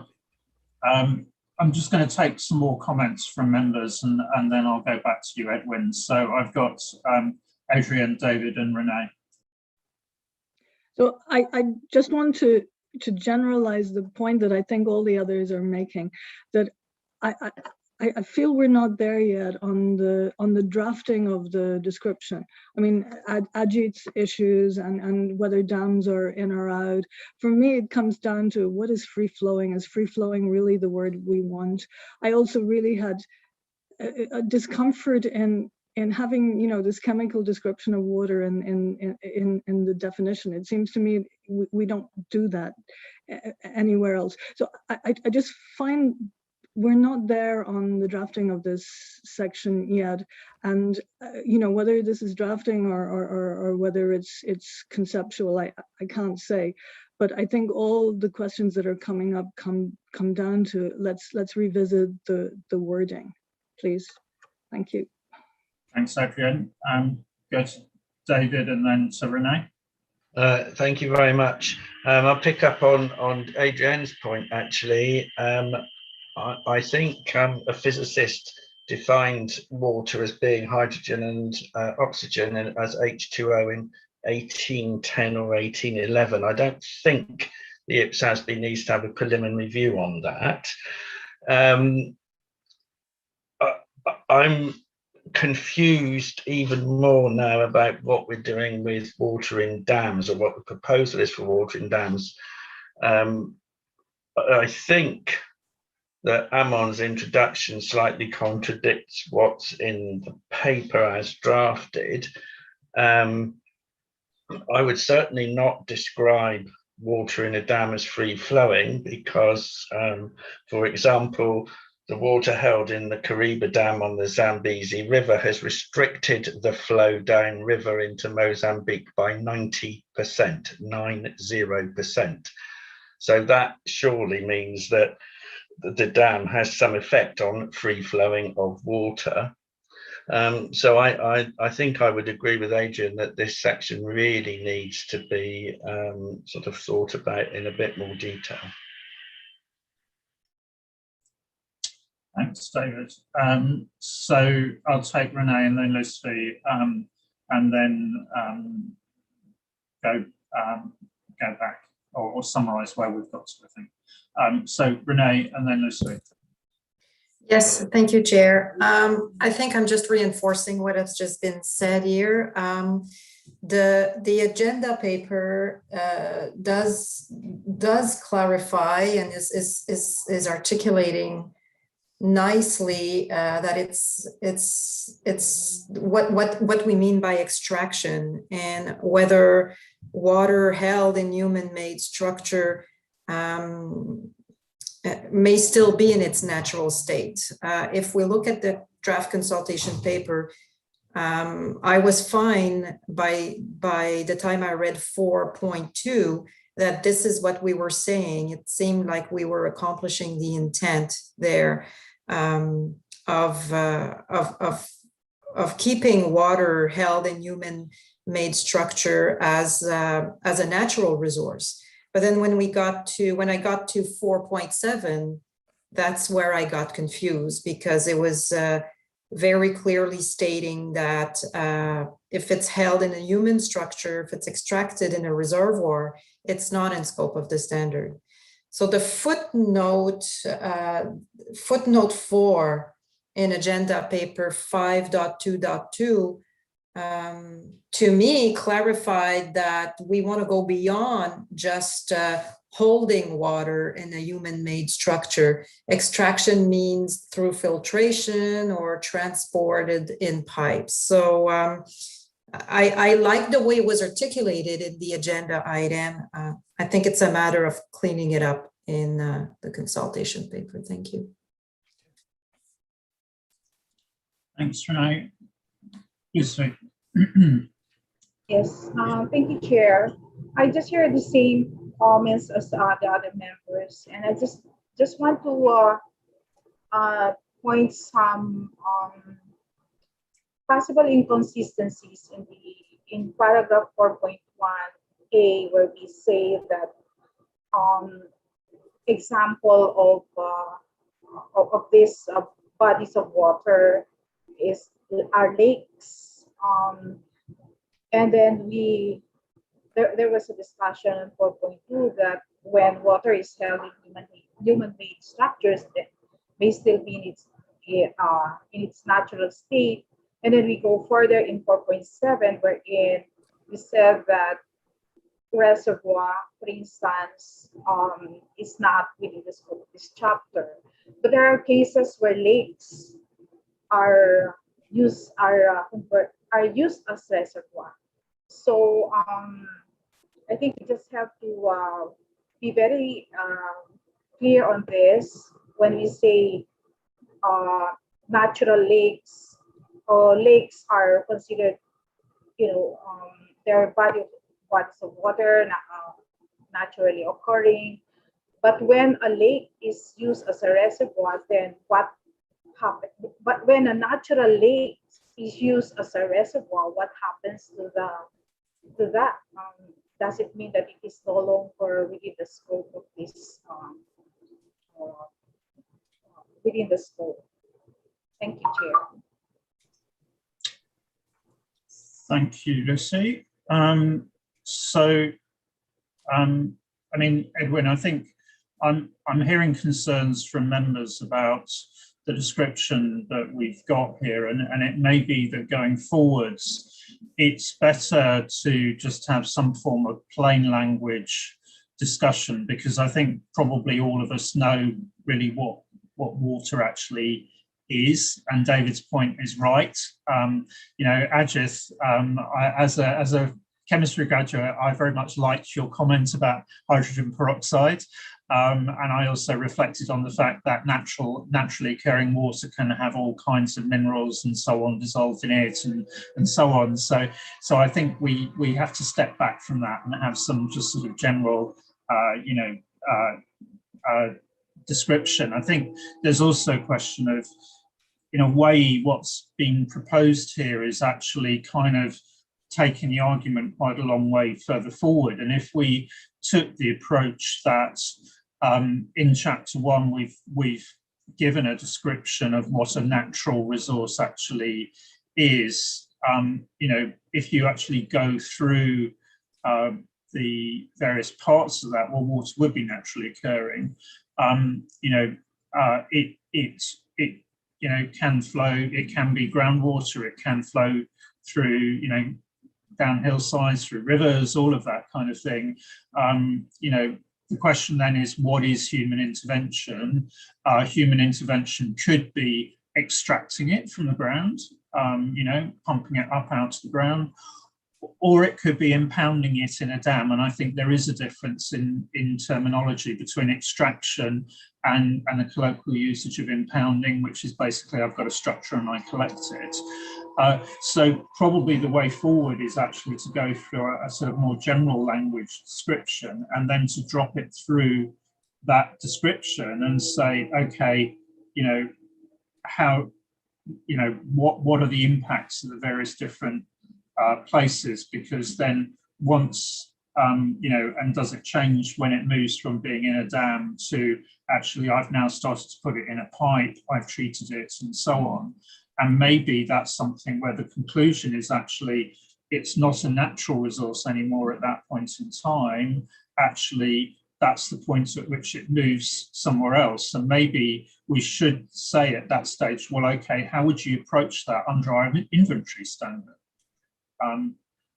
So that's probably the way to begin to think about this going forwards. Now, Edwin, Amon, does that make sense in terms of that approach? And I just want to check with members that if staff go down that route, will that start to address some of the concerns that they'd expressed? Yeah, it makes sense from my side.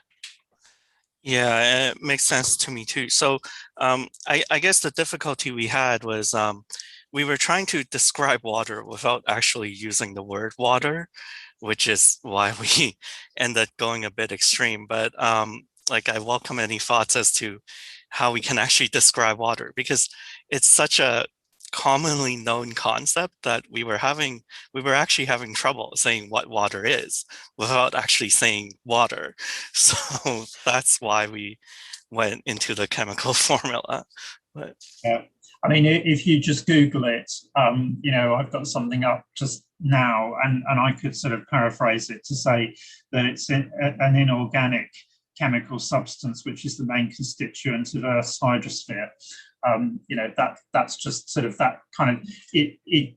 I think we don't need anything more, because I think, to David's point, you know, it's more about actually this as an example of something naturally occurring. How do we account for it? What are the implications? Rather than trying to sort of tie it down in terms of it's H2O and it's, you know, because then you get into have you got impurities, all of that kind of thing. Lynn. Thanks. I think what you've described in terms of, sort of stages of collection and extraction is helpful. Thomas is not on anymore, but I'm sure people who observed the CAG yesterday will remember the sort of comments from the CAG that I had sympathy with, which is you could never remove water from its natural state because water is water. So I think you need to be just careful in the way that you describe it. And I think describing the sort of actions that then collect it, actions that then process it or treat it might be a way to get around that point from the CAG yesterday. Thanks, Lynn. Ajith. Yeah, thanks, Jan. I think we don't need to describe what water is. What we could do is to describe which water or water that comes within the scope of this standard or scope of this concept, scope of this paper. I think if you look at it that way, then you don't need to describe what water is. Thanks. And again, I think that sort of goes with that. Let's just use the description and then just work it through, you know, in terms of what would you have here and what would be dealt with elsewhere. Okay. So if we take that approach, I'm on Edwin. Do you want to go through paper 5.2.3, or have you got sufficient direction at that stage? That's a good point. We could go through paper, because 5.2.3 just discusses that water in its natural state cannot be controlled as it is free flowing. So I'm not sure if the board would like to have that discussion as well, or if we could take it back and then just redraft the paper and come back to the board. So I don't know. What I might do is open up for the board to say, in terms of the chapter on water in the paper, are there other points that members feel need to be made?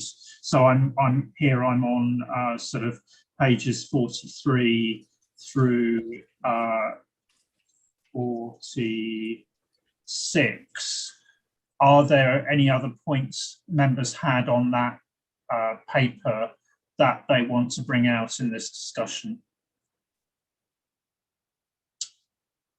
Yep. Kamira, then Ajith, then Lynn. Thanks, Chair. In terms of control, specifically the paragraph 4.16 to 4.18, when we describe, and well, the paper states as it's very unlikely to exist, that there is unlikely control over water. I was wondering, well, I have specific case, the case of the Panama Canal. So where there's a specific authority, public sector authority, that is the responsible of the administration. There is an artificial lake that they use also as, this lake is key for the operations of the canal. So they are monitoring constantly what is the level of water, and based on that they make important decisions, especially in the dry season when there is no rain and the level of water gets very low. Then they decide to restrict the or to make some limitations on the number of ships that can pass through the canal per day, or they have made decisions to charge additional fees for water consumption per each ship that pass through the canal. So I think that in certain situations there is a control over the resource, and maybe just this stuff to consider those cases. Thanks. Thanks, Kamira. And can I mean, just for information, partly as a canal enthusiast and having been on the Panama Canal, do they actually value the water in that lake, or is it just do they just put the operational structures, the locks and so on the balance sheet? I'm just interested because I think. Well, yeah, that's interesting. I took a quick look out of interest, also on curiosity, to the financial statements. They do a lot of disclosures about water levels, which decisions they made on it. I could not find any specific item on the balance sheet referring to water, if they put a value to it, but actually they do have a proper control on that, because that is crucial. And they even, I say that they control the resource because there is another public sector entity that extract water for the human consumption and everything, and they pay fees to this other authority having in custody this lake and the water. What they mentioned interesting in their disclosure was that now there is like a new financial instrument in the stock exchanges on water. So future, specifically future based on water. So actually there could be some basis of measurement based on that. So yeah, thanks. Thanks. So I've got Ajith, then Lynn, Adrian, and Mark.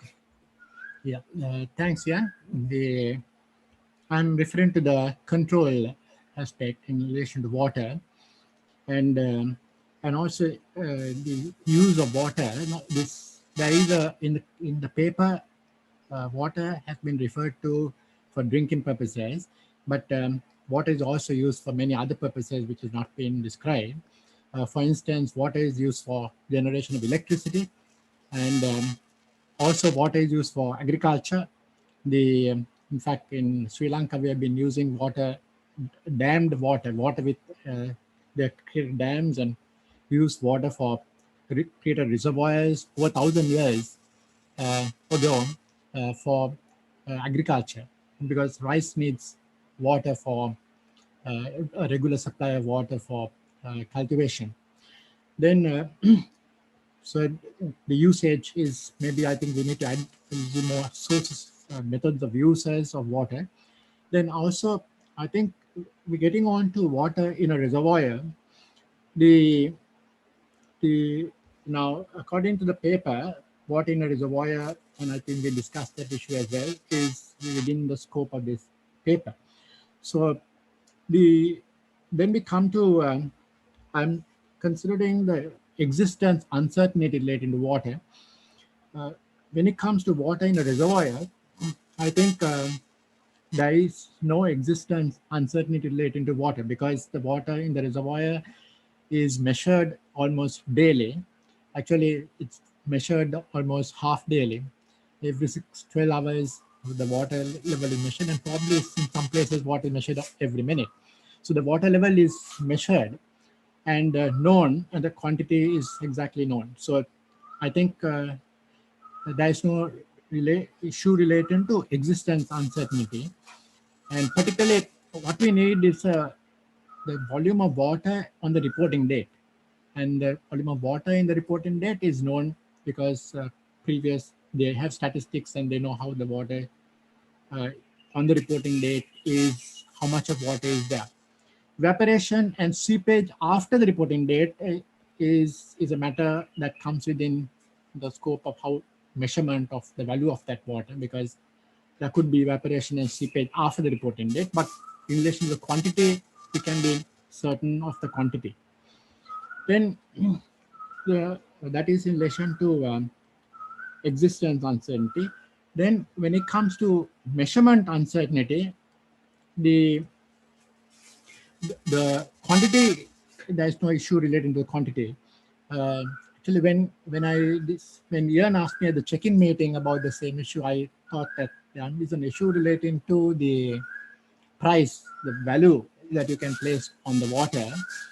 But after that, I've been thinking about the subject, and I thought value can be placed for water because, for instance, if you're using for hydroelectricity purposes, water is one of the cheapest sources of hydroelectricity.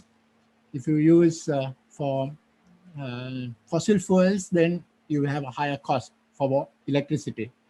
So the difference between the higher cost that you get when generating electricity using a higher cost using fossil fuel, and you get water, and water will give you electricity at low cost, almost no cost. So there is a value in the water that is in the reservoir because that water in the reservoir will give you electricity at a cheaper price. It's very cheap price. So if compared to fossil fuel. So there is a difference in the price there is a difference in value in the cost of generation of electricity using water. So that difference in cost of generating the same electricity using fossil fuel and using the water can be used for the measurement purposes. And therefore, I think that now I feel that there is no measurement uncertainty relating to the quantity as well as the value of that measurement of that water. Then there's another aspect in relation to water, which I think is that once you have built a dam, you have a catchment area, and there is waterfall in that catchment area, and you get an annual rainfall in that catchment area. It's not a physical asset, but it's that right to use that resource, the right to use that water coming in the catchment area, which is intangible asset. So you have another intangible asset, which is the asset that you're actually trying to use when you control that asset and build a dam. So when there is a value in that intangible asset of the water that is the rainfall that is there in a year, and that it is that rainfall that you're going to capture in the form of by building a dam. So you have control over that by building a dam. There's a past event because you have built a dam, and you have control your past event, and also you have a intangible asset, which is the right to use that water that is falling from the sky. So these are the two main issues that I was trying to address. Thank you. Thanks, Sajith. So go to Lynn and then Adrienne. Thanks, Ian. Just picking up on that last point made by Ajith first, I guess the challenge is it the dam that is bringing you the value rather than the water that's bringing you the value? Because without the dam, you can't capture the water. But that wasn't the point I was going to make. The point, I had 2 points. One was around the way that the paper talks about once you are in these structures and no longer in the natural free-flowing state, you are then in the inventory standard. And I guess I slightly challenge that, not least because, well, you might be, but that standard doesn't really help us because it is not common practice in the water industry to recognise water held in reservoirs as or in canals as inventory. In fact, I used to work throughout my career. I've had clients in the water industry, and I did a quick double check of a few accounting policies. Most water companies don't refer to water, believe it or not, in their accounting policy. The one that I found that did was Jersey Water, a government-owned company, and its accounting policy on stocks of water says, in accordance with normal water industry practice, no value is placed on stocks of water held within reservoirs, treatment works, or the mains network. So I don't think it is common to hold and value that as stock. there could be a principle that we would explore that says in principle you've got an asset, but then you are unable to measure it. But I think that the way the paper is drafted, it says the minute it's in these man-made structures, you go to the inventory standard. And I think we ought to explore that further here. Maybe in future we might want to amend the inventory standard to help us on this, but I think we need to explore those, what the water held within those and how you may or may not account for them a bit further. My second point was then on disclosures. So the paper says then for these free-flowing resources that aren't held within these structures, we're going to do disclosures. To me, I think the most value in the disclosures is in disclosures about the water that you have captured and do intend to use. Otherwise, I think that what are we going to disclose on free flowing waters? What are we going to disclose that we've got this amount of rivers, this amount of rainfall? I can't see what the disclosure is of that sort of uncontrolled water. So I was struggling with disclosures at that point as well. Thanks, Lynn. I mean, I think there are two very specific points there, and certainly I was going to ask members if it hadn't emerged, does anybody know of an example of somebody that, you know, a water industry entity that does actually put a value on the water held in dams and so on? I mean, clearly it's different if you pump it out of the ground and treat it and put it in bottles or whatever, but just that, you know, water sitting in dams and so on, I don't know of anybody that actually recognises that. So I think the disclosure point, Thomas, I think had he been here that was certainly a point that was raised in the CAG discussion, and I think, you know, that's probably back to thinking that through in terms of what would you put in, what would you not put in terms of thinking about disclosures. And it's going back to that thought process through chapter 1, because, you know, the points about, well, what does it help anybody if you sort of say, well, we've got so many rivers in this country and all of that kind of thing. It probably doesn't, but you probably need to think about it in the context of what's the reporting entity, what are its objectives, and therefore what information is actually relevant to users of the financial statements, for example, in terms of the services provided or whatever the frame is. So I think that needs to be recognised. Okay, go to Adrienne and then Mike. So I accept what Len and others have said, that existing practice is not to put any value on water. And also I agree, which Edwin will be relieved at, that I agree that you can't control water. But I still have my fundamental worry about not approaching somehow water in financial statements going forward, because you have Camara's example of the Panama Canal and you have Ajit's example of hydroelectricity, where to give any free and full, fair and full picture of an entity's finances, you have to take into consideration whether they get water or whether they don't. And certainly in California, for example, we're seeing the development of negotiations on who gets what water.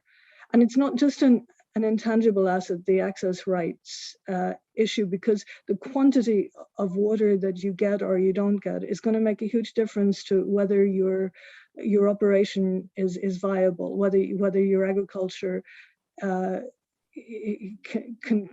continue to operate, or your hydroelectricity can continue to operate. So I think things are changing very fast.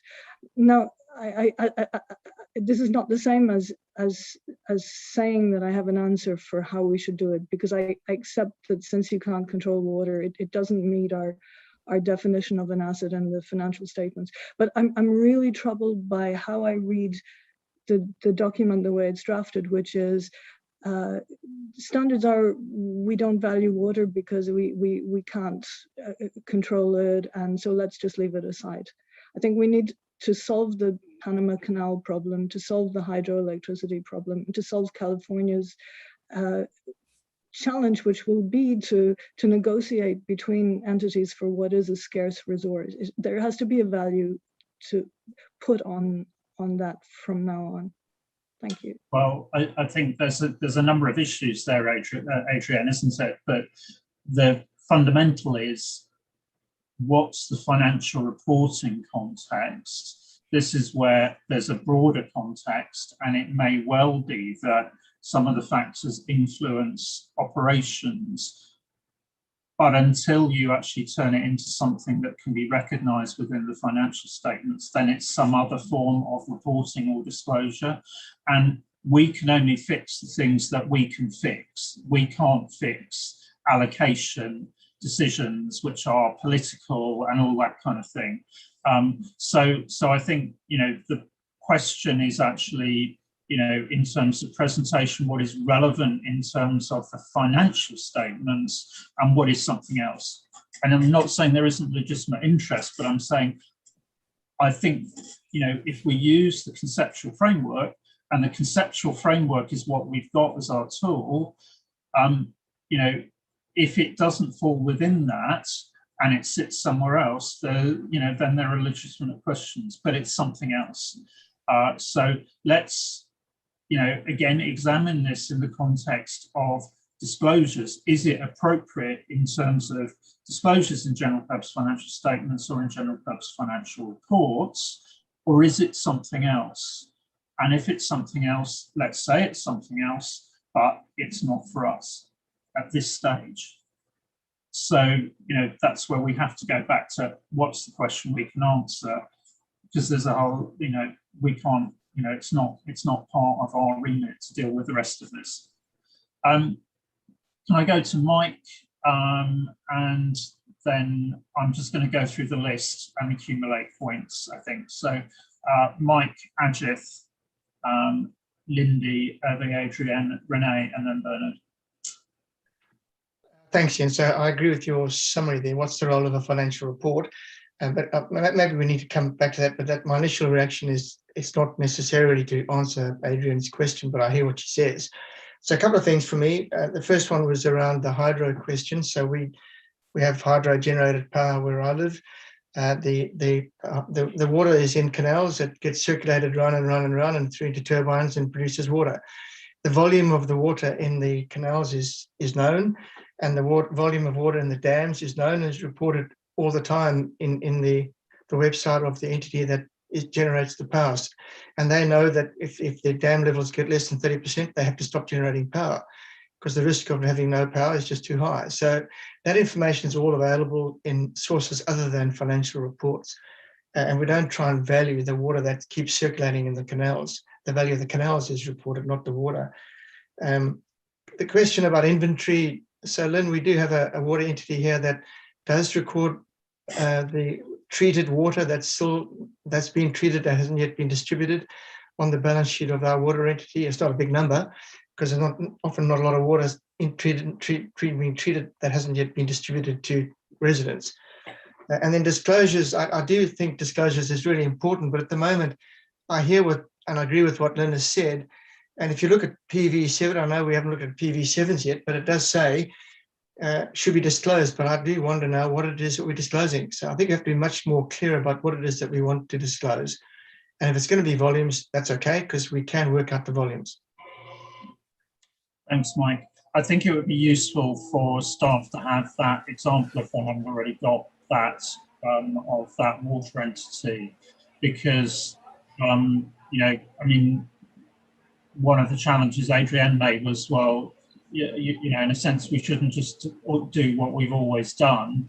There may be a case for some sort of valuation under the inventory standard, and I think we are going to have to address that. The question is, do we come to an answer in the consultation paper, or do we at least recommend that we're going to have to actually consider this one way or the other in the inventory standard, even if the inventory standard says actually do not recognise, or only if you've got treated water that, you know, I don't know, but we need a way forward on that, and I think that example will be helpful. So I've got Ajith and Lindy. Thanks, Ian. Yeah, I think there were some questions related. Liam asked some questions, valid questions, with in relation to the water, in relation to hydroelectric power. First item is whether it is recognized at the moment in a hydroelectric system. It's not recognized because the cost is zero, because the water is getting collected from the dam, and there is no cost involved in the water because the water is flowing into the dam. Then the other item is whether it's a dam or it's a water.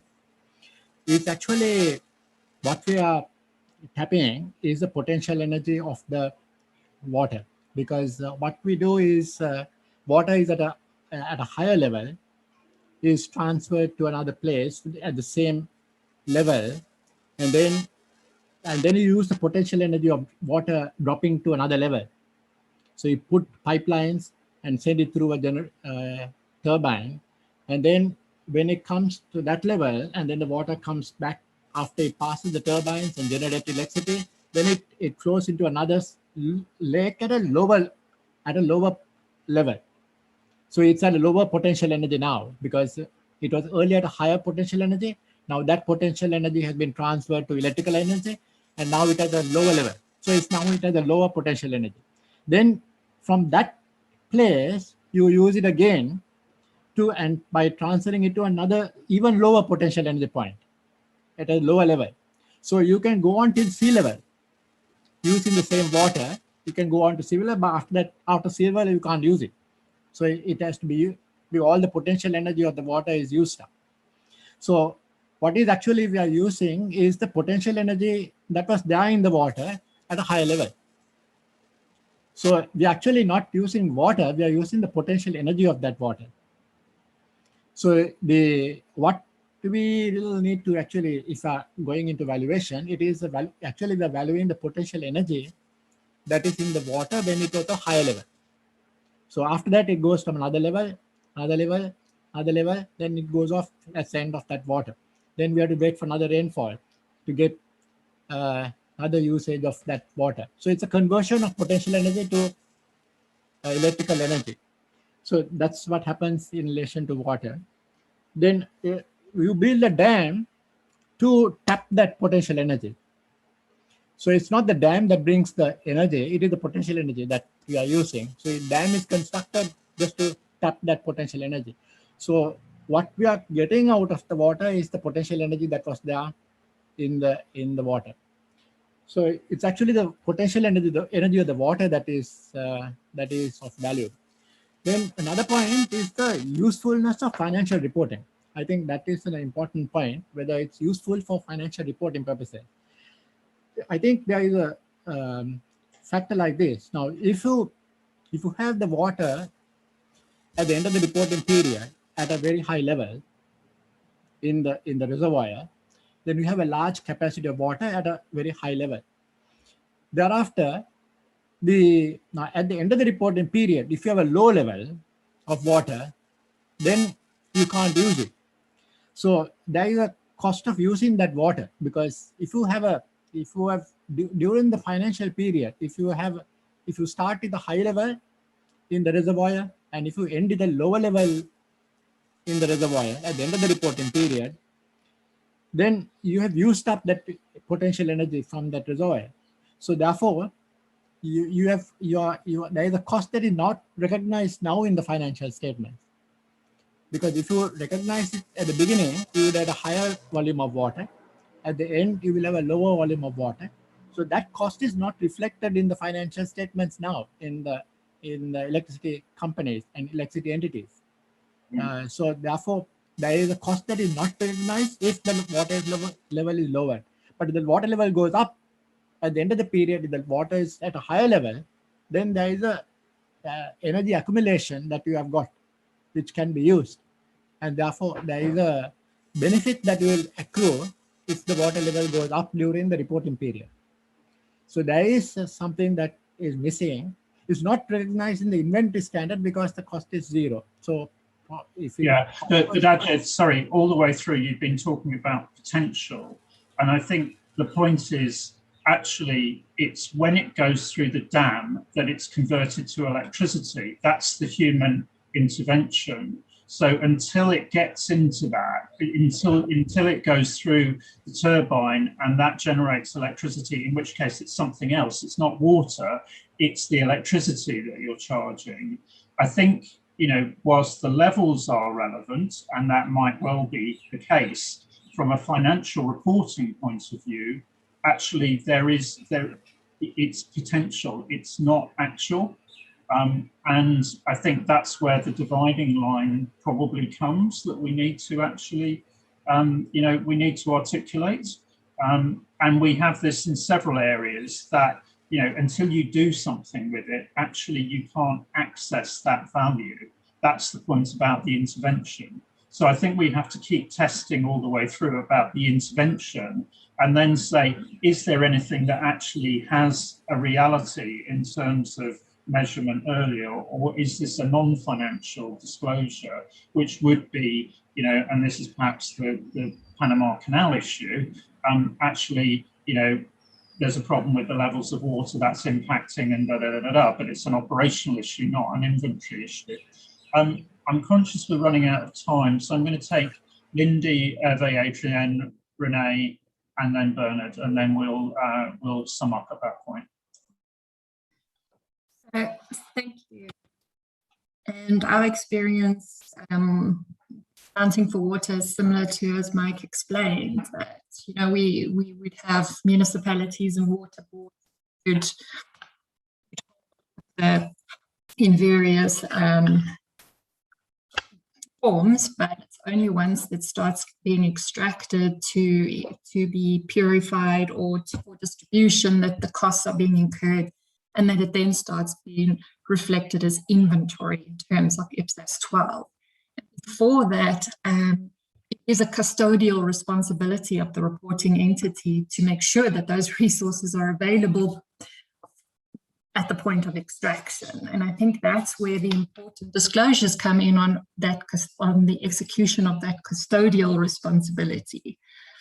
Rather than actually the recognition of this resource. And I think that kind of changes because you have this resource, you have to maintain it, you have this custodial responsibility, and it's only once it starts to get extracted and for distribution where, you know, it kind of then has the financial capacity that it then gets retreated as inventory. And before that, it is just something that you would then disclose on how you execute that mandate and how you protect that resource, rather than the nature and extent of them. And I guess that's kind of the approach that we follow here. Okay. It's almost seen as you have something with service capacity, service potential, which you don't recognize or measure, and it's only once it gets extracted or gets into a production process that you would then start accumulating costs that has something that would be measurable and something that you would then sell or distribute. Thanks, Cindy. Adrienne, and then Renee.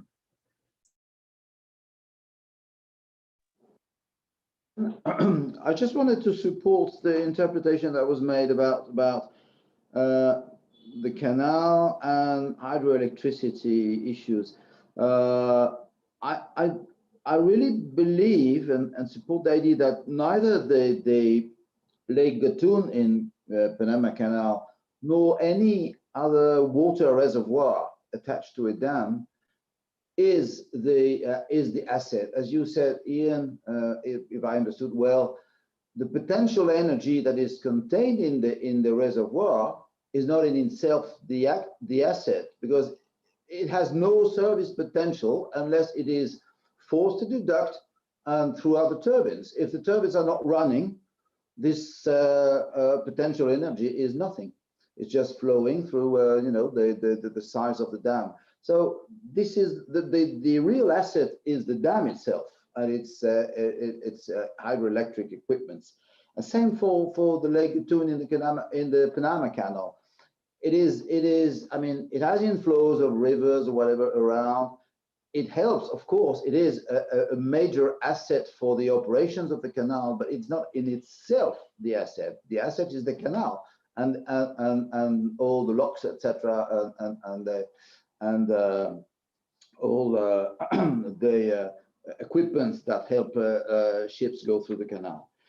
Therefore, I fully support PV7, but this said, I would not support the disclosure of any water potential asset or whatever in the notes to the financial statements, because the notes to the financial statements, in my understanding, and I think we could share that, in my understanding is are bound to complement or clarify the information of the GPFR users. If there is nothing on the face of the financial statement, what could we add in the notes? Nothing to refer to. However, it could take place as a disclosure in the GPFR, of course. Problem is that we going around in circles with this issue, because we know that water, natural resource of water, is very difficult to estimate. The existence is very often not certain, and the measurement is almost impossible. I'm not mentioning even the trans-border resources, such as rivers that are borders to countries. What part goes to Germany or France or the Netherlands for the River Rhine? Which part goes to each of the countries? So nobody knows. So I would not really support, but I would be, I mean, more comfortable if we put a question to constituents on the, I mean, what interest do we have in disclosing water resources in the notes to financial statements? What does it add? What is the purpose of that? What would be the purpose of that?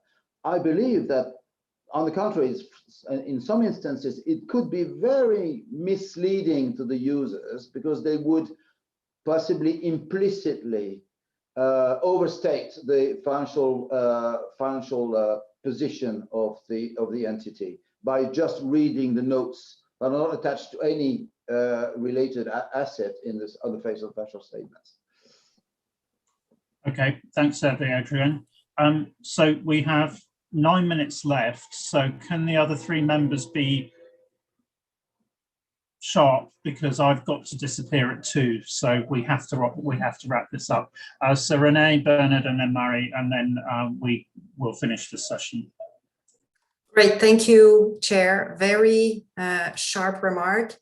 I would like us to continue to explore whether water not being an asset is triggered by whether it's controlled or not. I think the conversation we've just had demonstrates that there are views or there are circumstances where you could in practice conclude that there's a level of control. So I'm not sure it's control necessarily that prevents you from making water an asset. I think it's something else.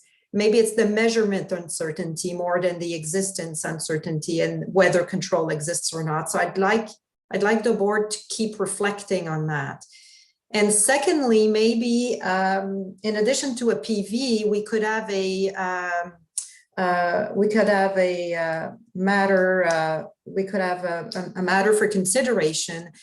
Before concluding too strictly, we could do like we did in Chapter 2 for subsoil resources, and we could actually ask constituents their view on what they think on this, not close the conversation too quickly as part of the CP. Thank you. Thanks, Renee. Yeah, I think that we will come back to that tactics in terms of eliciting views from stakeholders, but I think that's a good challenge in terms of that clarity about control. Bernard, and then Murray. Thanks, Chair. This has been a really incredibly insightful and interesting debate to me, to be honest. And the more I listen to that, the more in my mind it kind of forms the question, do we really talk about a standard? Or don't we talk about actually a governance financial reporting model and the role natural resources kind of play? Because what kind of unites us is that we are all concerned that, you know, the condition of natural resources might not get the prominence and not actions might be taken that are important. So in my mind, water could be a lot. It could be an asset, but it also could be an impairment trigger if it's not available. It could be a going concern element for a huge entity to continue with their operations if it's not there or it's not there in the quality that's necessary. Disclosure might play a role, but it's an element. And I think the question here really is, what kind of governance model do we think would fit the purpose, the public interest of getting more attention to proper and sound management of natural resources? To me, if we discuss it too narrow, I'm a feeling we might lose this perspective. And what it kind of leads to me personally, but I haven't thought this through, is really this kind of question. We don't have any mandatory management commentary currently. And the question on, you know, what kind of non-financial information is really important to your operations, and what should actually constituents know about before they read your financial statement and they get to the numbers and figures we are more positive on putting on the balance sheet. Thanks, Bernard. Murray? Thank you. Thank you for raising so many issues on water resources. And I think just one comment. I think it is so important for us to back to the financial reporting objectives, accountability purpose, and decision-making purpose. Just that. Thank you. Thank you. That's a very good note to end on, Murray. I think we do need to keep that in mind. I mean, I think in terms of the discussion that we've had, we need to have a look at the case that Mike has identified, but on the whole, members are not saying that we should attach a financial value to water itself. There is this question about the assets, which I think, to an extent, actually, that goes into many of the points, for example, the control points and all of that kind of thing. And we do need to think about that in terms of going back to that description, challenging at what point does it cease? Do we actually intervene? And then what is the consequence of that? And, is it a dam that's in the PP&E standard? Do we need to put something in the inventory standard, even if that says you don't actually value it for the following reasons, you don't recognize it? And then the consequences become, bearing in mind, back to Murray's point about what's the nature of the entity and what question are we trying to answer, do you then need some disclosures that talk about volumes, perhaps going to the points Bernard raised about, if, for example, the water levels in the Panama Canal are permanently low, then that's a broader operational issue. Similarly, if there is a lack of water, as there was in Cape Town recently, then that has particular issues. It's not a financial reporting issue, but there may well be operational disclosures. So it's thinking about it in those sorts of ways. But overall, again, it's thinking about the framework that we have in Chapter 1 and using that against those particular questions and areas in the context of water. And we'll have the same thing in terms of subsoil, but also living resources, and we will need to go back to living resources at the next meeting. I think that probably sort of summarizes the key points from that discussion. So clearly we will need to see this chapter back again once we've actually had another look at the Chapter 1 itself, and that underlines that we need to have a look at Chapter 1 itself during the check-in session to see if that's then set up in a way that will help us with these other examples. I think at that point I'm going to wrap us up today. Ross, anything else from your end administratively? Okay. Nothing today, thanks. Good. Okay. Well, I apologise. I now need to leap over to the World Bank Pulsar event. All I would just say is that the index actually is now out there and published. There are some very nice interactive websites on, very nice interactive maps on IFAC's website and so on. So go and have a look at that.